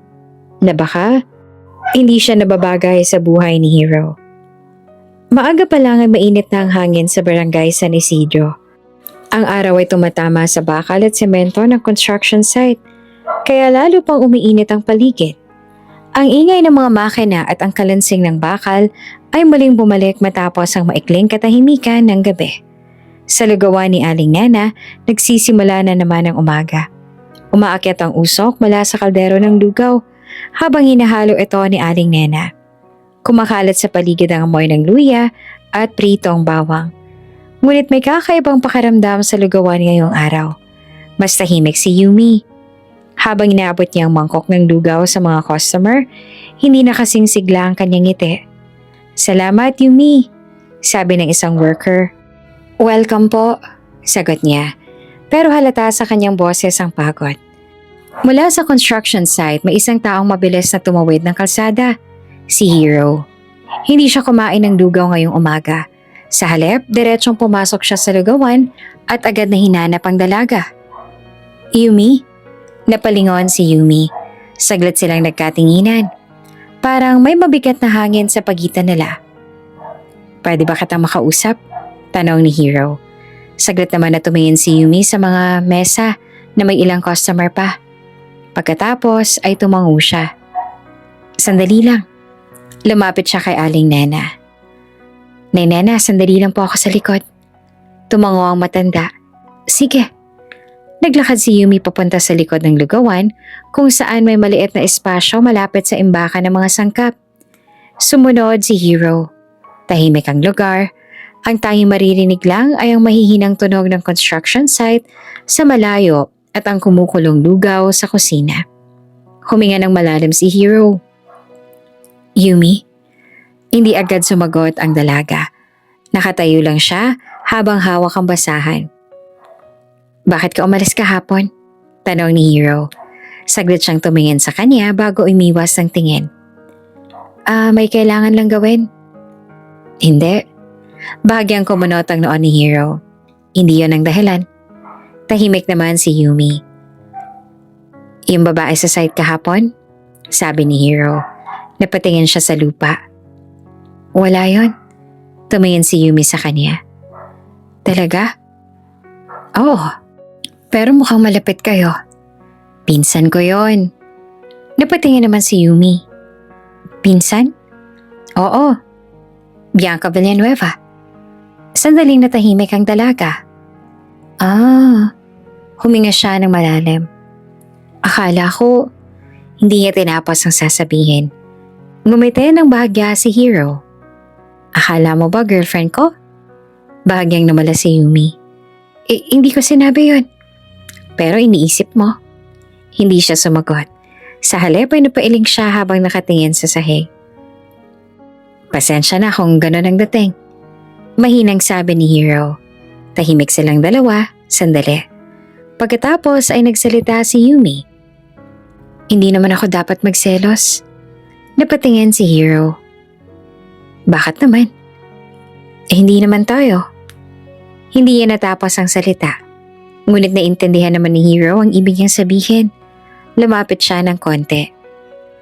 Yumi, tumingin siya sa kanya. May gusto ako sa'yo. Bahagya namang napangiti si Yumi. Alam ko. At totoo yun. Tumango si Yumi. Alam ko rin. Tahimik ang ilang segundo. Parang gumaan ng konti ang hangin sa pagitan nila. Ngunit sa loob ni Hiro, may isa pang bagay na bumabagabag sa isip niya. Ang lihim. Ang katotohanan tungkol sa kung sino talaga siya. Matagal niya na itong iniisip. At ngayon, pakiramdam niya ay dapat niya nang sabihin. Yumi, sabi niya. Oh, may kailangan akong sabihin sa'yo. Bahagyang nagtataka si Yumi. Ano yon? Huminga ng malalim si Hiro. Tumingin siya sa paligid ng lugawan. Sa maliit na lugar na yon, sa simpleng pwesto na naging mahalaga sa kanya, at sa babaeng nakatayo sa harap niya. Yung trabaho ko? Biglang may sumigaw mula sa harap ng lugawan. Yumi! Napalingan sila pareho. Isa sa mga manggagawang tumawag. Yumi, 2 lugaw dito! Napabuntong hininga si Yumi. Sandali lang! Pagkatapos ay bumalik ang tingin niya kay Hiro. Ano yun? Saglit na natahimik si Hiro. Ang pagkakataon ay parang dumaan sa harap niya. Ngunit sa sandaling iyon, hindi niya alam kung handa na ba siya. Wala. Bahagyang kumunot ang noo ni Yumi. Sigurado ka? Oo. Sabihin mo na. Umiling si Hiro. Sa susunod na lang. Bakit? Hindi pa tamang oras. Napaisip naman si Yumi. Okay. Ngumiti siya ng bahagya. Kailangan ko munang bumalik sa trabaho. Tumango si Hiro. Sige. Naglakad si Yumi pabalik sa harap ng lugawan. Mabilis siyang bumalik sa paghahain ng lugaw para sa mga customers. Samantalang si Hiro naman ay naiwan sa likod ng pwesto. Tahimik siyang nakatayo habang nakatingin sa lupa. Alam niyang muntik niya nang sabihin ng lahat. Ang katotohanan tungkol sa kanyang pangalan, ang kanyang pamilya, ang kanyang kumpanya. Ang katotohanan na siyang may-ari ng mall na itinayo sa tapat ng lugawan. Ngunit hindi niya nagawa. Hindi pa. Huminga siya ng malalim bago bumalik sa construction site. Sa harap ng lugawan, napatingin si Yumi sa kanya habang siya'y tumatawid ng kalsada. May kakaibang pakiramdam sa dibdib niya. Parang may gustong sabihin si Hiro. Pero hindi niya natapos. At hindi niya alam kung bakit. Pero pakiramdam niya, may isang lihim na hindi pa niya alam. Isang lihim na maaaring magbago sa lahat. Lumipas ang ilang linggo sa barangay San Isidro. Unti-unti nagbago ang itsura ng lugar. Ang dating maalikabok at maingay na construction site ay hindi na puno ng bakal at semento. Ang mga crane ay nawala na. Ang mga makina ay tumigil na. At ang malaking gusali na dati skeleton pa lamang, ngayon ay ganap nang nakatayo. Isang malaking mall ang nakaharap ngayon sa maliit na lugawan ni Aling Nena. Makitabang mga salamin sa harap nito. May malalaking ilaw na nakasabit sa labas. At may malaking karatula sa taas ng gusali. Sa harap ng mall ay may mga pulang carpet at dekorasyon. May mga tent, may mga ilaw, may mga tarpaulin na may nakasulat. Grand Opening, San Isidro Mall. Sa kabilang kalsada nakatayo si Yumi sa harap ng lugawan habang pinagmamasdan ng bagong gusali. Ang laki talaga, bulong niya. Lumapit naman si Aling Nena sa tabi niya. Oo nga, sabi naman ng matanda habang nakatingala sa mall. Parang ibang mundo. Napangiti si Yumi. Hindi ko pa rin mapaniwala na natapos na yan. Sa loob ng ilang buwan, araw-araw niya nakikita ang mga manggagawa na bumubuo ng gusali. Nakita niya si Hero, napawisan habang nagbubuhat ng bakal. At ngayon, natapos na ang proyekto. Parang biglang nagbago ang lugar. Yumi! Sigaw ng isang pamilyar na boses. Napalingon siya. Si Mang Ben at ilang dating construction workers ang tumawid papunta sa lugawan. Uy! Bati ni Yumi. Kamusta kayo? Okay lang. Sagot naman ni Mang Ben. May hawak siyang maliit na sobre. Iniimbitahan kami sa opening. Talaga? Nagulat si Yumi. Oo. Inabot niya ang isa pang sobre kay Yumi. At ikaw din.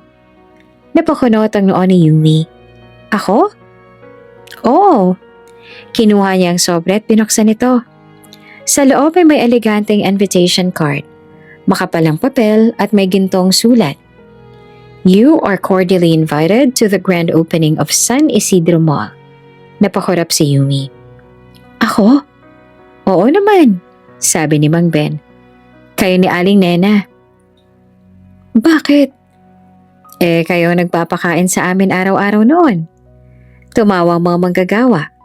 Kung hindi dahil sa lugaw ninyo, baka wala kaming lakas magtrabaho. Napangiti si Aling Nena. Nako, trabaho lang namin yon. Hindi, sabi ni Mang Ben. Malaking bagay yon. Tahimik na tumingin si Yumi sa invitation card. Hindi pa siya nakakapunta sa ganitong event. Grand opening. Mall. Parang hindi naman bagay sa kanya. Dumating ang araw ng grand opening. Ang buong mall ay puno ng ilaw ng gabi ng event. May mga dekorasyon sa harap, may pulang carpet, at may mga bisitang nakaayos ang damit. May mga sasakyang mamahalin na huminto sa entrance. Habang bumababa ang mga bisita, sa ligawan abala naman si Yumi sa paghahanda. Nakasuot siya ng simpleng dress na hiniram pa niya sa kapitbahay. Habang inaayos niyang buhok sa maliit na salamin, hindi niya maitago ang kaba. Nay Nena, sabi niya. Oh, kailangan ba talaga nating pumunta? Tumawa si Aling Nena. Oo naman. Hindi niya alam kung paano ipapaliwanag. Hindi ako sanay sa ganitong lugar. Lumapit si Aling Nena. Tingnan mo nga ako. Tumingin si Yumi sa kanya. Simple lang tayo, sabi ng matanda. Pero hindi ibig sabihin na hindi tayo pwedeng pumunta sa ganitong event. Ngumiti siya. Inimbitahan tayo, diba? Huminga ng malalim si Yumi. Sige po. Sa labas ng lugawan, may isang taong naghihintay, si Hero. Nakatayo siya sa ilalim ng pose ng ilaw habang nakasuot ng maayos na polo at pantalon. Malinis ang itsura niya. Ngunit, hindi pa rin kasing formal ng ibang bisita. Nang lumabas si Yumi sa lugawan, napatingin siya kay Hero. Hero? Ngumiti ang lalaki. Ready ka na? Napakurap si Yumi. Pupunta ka rin? Oo. Akala ko may trabaho ka. Wala na. Tumingin si Yumi sa mall na maliwanag sa kabilang kalsada. Ang mga ilaw ay kumikislap. May music. May mga tao na naglalakad sa pulang carpet. Kinabahan siya. Hero? Oh, hindi yata ako bagay doon. Ngumiti naman si Hero. Bakit naman? Tingnan mo nga sila. Tinuro niya ang mga bisita. Mga babaeng nakagown. Mga lalaking nakasuit. Samantalang siya, simpleng dress lang. Lumapit naman si Hero ng kaunti. Yumi. Oh, maganda ka. Bahagya namang namala si Yumi. Loko. Totoo nga. Napangiti siya. Kung kinakabahan ka, dagdag ni Hero. Samahan kita. Talaga? Oo. Tahimik siyang tumingin kay Hero. Pagkatapos ay ngumiti. Sige. Sa kabilang kalsada, nagsimula nang dumating ang mga tao sa harap ng mall. May mga photographer. May mga staff na naghahanda sa programa. Dahan-dahang tumawid sina Hero at Yumi papunta sa entrance. Kasunod nila si Aling Nena. Habang papalapit sila sa mall, mas lalo pang naramdaman ni Yumi ang kaba. Ang ilaw ay maliwanag. Ang paligid ay elegante at ang mga tao ay mukhang galing sa ibang mundo. Huminto siya sa gilid ng pulang carpet. Sandali. Hero? Oh? Sigurado ka bang okay lang na nandito ako? Tumingin naman si Hero sa kanya. Ngumiti siya. Mas bagay ka dito kaysa sa iniisip mo. Hindi alam ni Yumi kung bakit ganoon ang sinabi niya. Pero may kakaibang kumpiyansa sa boses nito. Kaya huminga siya ng malalim at naglakad papasok sa grand opening event.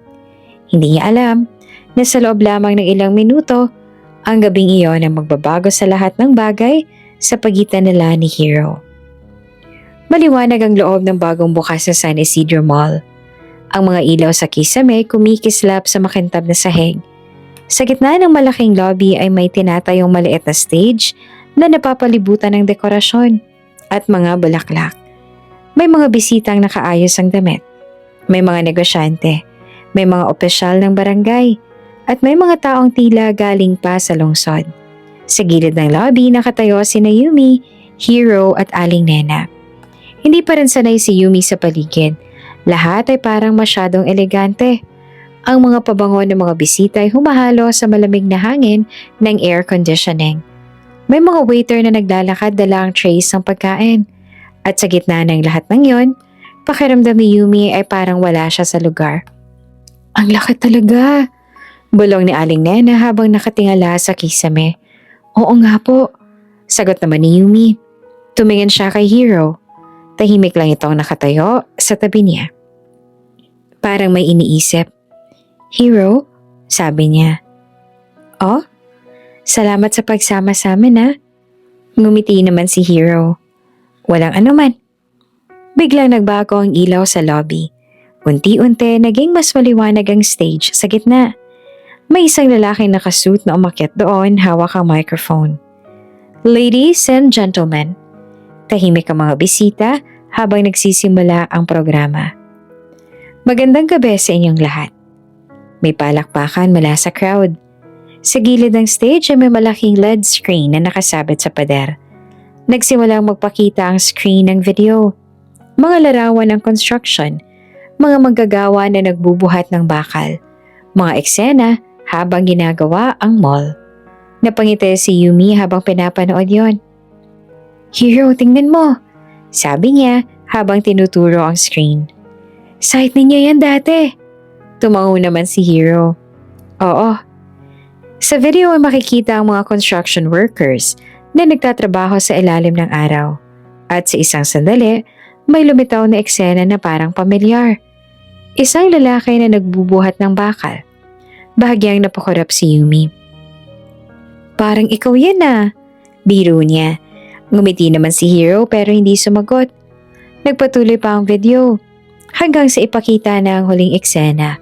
Ang mall na kompleto na, makintab, maliwanag, malaki. Tumunog ang palakpakan sa buong lobby. Napakagandang proyekto, sabi ng host sa microphone. Ang San Isidro Mall ay simbolo ng pag-unlad sa lugar na ito. Mas lumakas ang palakpakan.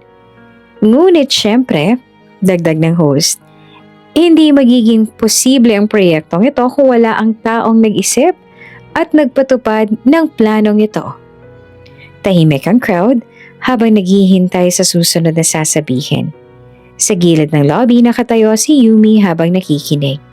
Hindi niya alam kung bakit, pero biglang bumilis ang tibok ng puso niya. Ladies and gentlemen, ngumiti ang host. Let us welcome the CEO of Villanueva Developments. May sandaling katahimikan. Pagkatapos ay nagsalita ang host ng malinaw. Mr. Hero Villanueva. Sa sandaling iyon, nagliwanag ang malaking LED screen at lumabas ang isang larawan. Isang lalaki nakasuit, malinis ang buhok, diretso ang tindig. May confident na ngiti. Nanlaki ang mata ni Yumi. Ang lalaking nasa screen ay si Hero. Hindi agad gumalaw si Yumi. Parang tumigil ang lahat sa paligid niya. Ang ingay ng crowd ay tila lumayo. Ang ilaw ng lobby ay parang naging malabo. Tiningnan niya ulit ang screen. Hero Villanueva, CEO. Muli niyang tiningnan ang lalaki na nakatayo sa tabi niya. Si Hero nga, ang construction worker na kumakain ng lugaw araw-araw. Ang lalaki nangutang ng 30 piso sa kanya. Ang lalaki nagsabing gusto siya. Parang biglang nag-iba ang mundo. Hero? Mahinang sabi niya. Dahan-dahan siyang tumingin sa kanya. Sa stage, patuloy ang host. Ang visionary leader na nagdala ng proyektong ito sa barangay San Isidro. Ang crowd ay nagsimulang magpalakpakan. May mga tao na tumitingin sa paligid. Hinahanap kung nasaan ang CEO.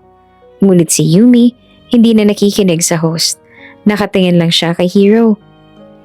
Hero, Villanueva? Bulong niya. Hindi naman agad sumagot si Hero. Tahimik lang siyang nakatayo. Sa sandaling yon, naiintindihan niya na ang lahat. Ang eleganteng babae na si Bianca Villanueva, ang paraan ng pakikipag-usap nito kay Hero, ang kumpiyansa sa boses ni Hero tuwing nagsasalita siya tungkol sa mall, ang mga sandali na parang may gusto siyang sabihin pero hindi niya natapos. Lahat ay biglang nagkaroon ng sagot. CEO ka? Tanong ni Yumi. Mahinang tumango si Hero. Hindi niya kayang magsinungaling pa. At sa sandaling yon, parang may kung anong nabasag sa loob ni Yumi. Matagal man ang alam? Mahina niyang tanong. Yumi, simula pa lang. Hindi agad sumagot si Hero. At yon ay naging sagot niya. Napahinga ng malalim si Yumi. Hindi siya sumigaw, hindi siya nagalit. Pero ang sakit sa dibdib niya ay parang mabigat na bato. Ang saya siguro, no? Sabi niya. Nagulat si Hero. Ano? Yung nagkunwaring construction worker? Hindi ako nagkunwari. Talaga ba? Napailing si Yumi. Hero Villanueva. Mahina siyang tumawa. CEO. Tumingin siya sa paligid. Sa malaking mall, sa mga taong nakaayos ang damit. Sa mundong malinaw na hindi kanya. Ang galing mo. Yumi, pakinggan mo ako. Pero umatras si Yumi. Sa stage, patuloy ang palakpakan habang hinihintay ng host ang paglabas ng CEO. Ngunit si Yumi, hindi niya na kayang manatili roon. Hindi ko alam kung matatawa ba ako o maiiyak. Sabi niya at tahimik si Hero. Sa unang pagkakataon mula nang makilala niya si Yumi, wala siyang masabi. Sa loob ng mall patuloy ang ingay ng crowd. Ngunit para kay Yumi, parang tahimik ang lahat. Isang bagay lang ang malinaw sa isip niya. Pakiramdam niya, naloko siya. Malakas ang palakpakan sa loob ng lobby ng San Isidro Mall. Sa stage, patuloy ang host sa pagtawag sa CEO ng Villanueva Developments. Ladies and gentlemen, let us welcome Mr. Hero Villanueva. Ngunit sa gilid ng lobby, parang walang naririnig si Yumi. Nakatingin lang siya kay Hero, ang lalaking ilang buwan niyang nakilala bilang simpleng construction worker. Ay ang CEO pala ng mall na kanilang kinatatayuan. Parang hindi niya alam kung ano ang dapat maramdaman. Gulat? Galit? O sakit? Yumi, mahina niyang sabi pero umatras na ang dalaga. Sa paligid nila nagsisimula na maghanap ang mga tao kung nasaan ang CEO. May mga staff na lumalapit. Sir, inihintay na po kayo sa stage. Hindi agad sumagot si Hero. Nakatingin lang siya kay Yumi. Sandali, sabi niya sa staff. Pagkatapos ay muling tumingin sa dalaga. Yumi, pakinggan mo muna ako. Ngunit umaling si Yumi. Hindi na kailangan. Please. Bahagyang nanginginig ang boses ni Hero. Hindi ko gustong malaman mo sa ganitong paraan. Napangiti naman si Yumi. Isang ngiting may halong sakit. Pero ganun ang nangyari. Sa paligid nila patuloy ang ingay ng crowd. Ngunit sa pagitan na lang dalawa, parang may sariling katahimikan. Hindi kita niloko, sabi ni Hero. Napatingin si Yumi sa kanya. Talaga? Oo. Hero, sabi niya habang bahagyang nanginginig ang boses. Simula pa lang, Alam mo na kung sino ka. Hindi naman nakasagot si Hero. Alam mo kung sino ako. Yumi, isang tendera ng lugaw. Hindi yun ang... Pero hinayaan mo pa rin. Napahinga ng malalim si Yumi. Ang ilaw ng mall ay kumikislap sa kanyang mga mata. Hinayaan mo akong isipin na pareho lang tayo. Hindi agad nakasagot si Hero. Hindi dahil gusto kitang lokohin, sabi niya. Kundi dahil gusto kitang makilala. Napailing si Yumi. Bilang sino? Bilang ako. Pero hindi yun ang totoo. Tahimik ang ilang segundo. Sa stage ay muling nagsalita ang host. Nasaan na kaya si Mr. Hero Villanueva? May ilang tao na nagsisimulang tumingin sa paligid. Ngunit si Hero ay hindi pa rin gumagalaw. Ang mga mata niya ay nakatuon lamang kay Yumi. Gusto ko sanang sabihin sa'yo, sabi niya. Kanina pa. Napangiti si Yumi ng mahina. Pero hindi mo sinabi. Naghintay ako ng tamang oras. Hero, sagot ni Yumi. Walang tamang oras para sa kasinungalingan. Napailing siya. Hindi ako nagsinungaling. Hindi mo lang sinabi ang totoo? Parang mabigat ang hangin sa pagitan nila. Masakit lang dagdag ni Yumi. Bakit? Dahil nalaman ko to. Tinuro niyang paligid. Dito. Sa harap ng maraming tao, sa isang malaking event, sa isang mundong hindi niya kinabibilangan. Hindi mo malang sinabi sa akin ng tayo lang. Tahimik si Hero. Kung sinabi niya ito noon, baka iba ang naging resulta. Yumi, sabi niya, huwag kang umalis. Ngunit umatras si Yumi. Hindi ako galit. Napakunot ang noon ni Hero. Pero nasaktan ako. Mahinang boses niya.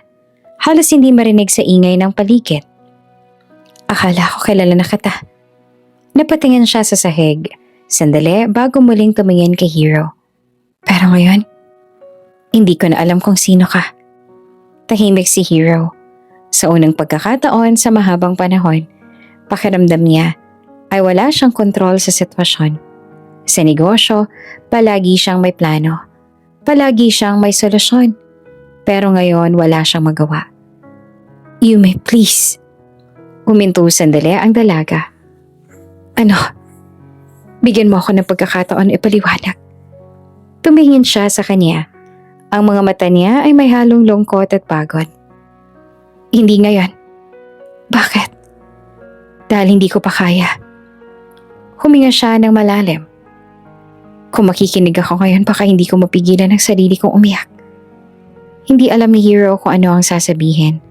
At sa sandaling yon, napagtanto niya kung gaanong kalalim ang sugat na nagawa niya. Hindi dahil sa masamang intensyon, kundi dahil sa katotohanang hindi niya agad sinabi. Tahimik na tumalikod si Yumi. Yumi. Pero hindi na siya humarap. Magkita na lang tayo kapag malinaw ng isip ko. Pagkatapos ay naglakad siya papunta sa exit ng mall. Ang mga ilaw ng lobby ay patuloy na kumikislap. Ang crowd ay patuloy sa pag-uusap. Ang host ay patuloy sa paghihintay sa CEO. Ngunit si Hero, hindi niya na iyon iniisip. Nakatingin lang siya sa pintuan kung saan lumabas si Yumi. Sa loob ng dibdib niya, may mabigat na pakiramdam. Isang bagay na hindi niya naramdaman kahit sa pinakamahirap na business deal. Regret. Dahan-dahan siyang napabuntong hininga. Sa sandaling yon, napagtanto niya ang isang bagay. Ang pagiging CEO, ang pagiging mayaman, ang pagiging makapangyarihan. Walang halaga kung mawawala sa kanya si Yumi. At kung gusto niyang makuha ulit ang tiwala nito, hindi sapat ang mga salita. Kailangan niyang patunayan ang kaniyang pagmamahal. Lumipas ang ilang linggo matapos ang grand opening ng San Isidro Mall. Sa barangay San Isidro, nagbago na ang ritmo ng buhay. Ang dating tahimik na kalsada ay naging mas masigla. Maraming tao ang dumadaan.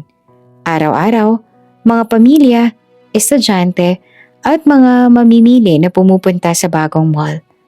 Ngunit sa kabilang kanto ng kalsada, Tahimik ang maliit na lugawan ni Aling Nena. Hindi na ito kasing sigla tulad ng dati. Nakatayo si Yumi sa harap ng kalan habang hinahalo ang kaldero ng lugaw. Umaakyat pa rin ang usok. May amoy pa rin ng luya at pritong bawang. Pareho pa rin ang lugar, pero pakiramdam niya ay may kulang. Sa tuwing napapatingin siya sa mall sa kabilang kalsada, may naaalala siya. Isang gabing, nagbago ang lahat. Yumi, napalingon siya. Si Aling Nena ang nagsalita habang naglalagay ng mga mangkok sa mesa. Hindi mo pa rin ba siya kinakausap? Napabuntong hininga si Yumi. Hindi po. Miss mo na ba? Napatingin siya sa kaldero. Hindi siya sumagot. Pero alam na ni Aling Nena ang sagot. Tahimik ang matanda. Pagkatapos ay ngumiti ng bahagya. Minsan, sabi niya. Hindi sapat ang pride. Hindi na nagdagdag si Yumi ng sagot. Sa loob-loob niya, hindi naman pride ang dahilan kung bakit siya lumalayo. Takot. Takot na masaktan ulit. Isang umaga, maagang dumating si Yumi sa lugawan. Ngunit pagdating niya sa kanto, napahinto siya. May kakaiba sa harap ng pwesto. May mga bagong pintura. May bagong mesa. May bagong ilaw at ang lumang karatula ng lugawan ay wala na. Sa halip may bagong signboard sa itaas ng maliit na gusali. Malaki, malinis, at nakasulat doon, Yumi's Lugaw House. Nanlaki ang mata ni Yumi. Ano to? Lumapit siya ng dahan-dahan. Parang hindi siya makapaniwala sa nakikita niya. Ang dating simpleng lugawan ay naging mas maayos. May bagong pintura ang dingding, may mga bagong mesa at bangko. Mas maliwanag ang ilaw. At mas malinis ang kusina. Parang maliit na restaurant. Maganda ba? Isang pamilyar na boses ang nagsalita mula sa likod niya. Napalingon si Yumi. Si Hero. Nakatayo siya sa kalsada habang nakasuot ng simpleng polo at pantalon. Hindi siya nakasuit. Hindi siya mukhang CEO. Mukha lang siyang si Hero. Ang lalaking kilala niya. Tahimik na tumingin si Yumi sa kanya. Hero, lumapit siya ng konti. Matagal na ako naghihintay sa'yo. Tahimik ang ilang segundo. Pagkatapos ay muling tumingin si Yumi sa lugawan. Ikaw ang gumawa nito? Tumango si Hero. Oo. Bakit? Huminga siya ng malalim. Dahil gusto kong itama ang mali ko? Napatingin si Yumi sa kanya. Hindi ko sinabi agad kung sino ako. Pero hindi ko kailanman niloko ang nararamdaman ko para sa'yo. Tahimik siyang nakinig. Ang lugawan na to, sabi ni Hero habang nakatingin sa bagong signboard. Ang lugar kung saan kita unang nakilala. At dito ko unang naramdaman na may mas mahalaga pa kesa sa negosyo. Tumingin siya kay Yumi. Kaya pinaayos ka to. Para sa'yo. Tahimik naman si Yumi. Hindi lang renovation. Dagdag pa ni Hero. Inilipat ko na rin sa pangalan mong pagmamayari. Nagulat pa si Yumi. Ano? Oo. Hero. Inyo na to. Napailing si Yumi. Hindi ko pwedeng tanggapin yan. Bakit? Kasi napakalaki na to. Hindi. Umiling naman si Hero. Hindi to kapalit ng pagmamahal mo. Hindi to suhol. Tahimik siya sandali bago nagsalita ulit. Pasasalamat ito. Para sa lugaw na pinakain mo sa akin nung wala akong pera. Napangiti si Yumi ng bahagya. Utang mo pa rin yung 30 pesos ha? Napatawa si Hero. Ay, oo nga pala. Tahimik ulit ang sandali. Ang hangin ng umaga ay may dalang amoy ng bagong pintura at sabaw ng lugaw. Pagkatapos ay nagsalita ulit si Hero. Yumi? Oh? Pinili kong magtrabaho bilang ordinaryong worker sa site. Napakunot ang noon ni Yumi. Bakit? Gusto kong makita kung paano talaga nagtatrabaho ang mga tao ko sa kumpanya. Kung anong nararanasan nila araw-araw. Kung paano ko sila mapapabuti ang buhay. Tahimik siyang nakinig. Pero habang nandun ako, ngumiti si Hero. Nakilala kita. at binago mong pananaw ka sa buhay. Napatingin si Yumi sa kanya. Hindi dahil sa pera, hindi dahil sa trabaho, kundi dahil sa kabutihan mo. Huminga siya ng malalim. Pasensya na kung nasaktan kita. Tahimik si Yumi. Naririnig niya ang bawat salita. Nararamdaman niya ang sincerity sa boses nito. Matagal siyang nakatingin sa kanya. Pagkatapos ay tumingin siya sa lugawan, sa bagong signboard, sa lugar na naging bahagi ng buhay niya, at sa lalaking nakatayo sa harap niya. Hero? Oh? Hindi naman ako galit sa'yo. Napangiti si Hero. Talaga? Nasaktan lang ako. Lumapit siya ng konti. Pero naiintindihan ko rin kung bakit mo ginawa. Tahimik na nakinig si Hero. Gusto mo lang maging normal. Tumango siya. Oo. Ngumiti naman si Yumi. Alam mo ba? Ano? Hindi ko kailangan ng CEO na title. Nagulat si Hero. Ha? Kailangan ko lang si Hero. Tahimik ang ilang sandali. Pagkatapos ay ngumiti si Hero. Andito lang naman ako. Hindi na ako aalis. Lumapit si Yumi sa kanya. Okay. Saglit siyang nag-isip bago nagsalita. Pero may kondisyon. Bayaran mo munang utang mong 30. Napatawa si Hero. Sige. Inabot niya ang wallet. Pagkatapos ay naglabas ng pera. Ngunit sa halip na 30 pesos, 100 pisong ibinigay niya. O ayan, may tip pa. Tumawa si Yumi habang tinatanggap ang pera. Salamat. Sa likod nila ay nagsisimula nang dumating ang mga customers sa bagong ayos na ligawan. Ang araw ay sumisikat sa ibabaw ng San Isidro Mall. Sa maliit na kanto sa tapat nito, nagsisimula ang bagong araw para sa Yumi's Lugaw House. At para kina Yumi at Hero, isang bagong kabanata ng kanilang buhay at pag-ibig.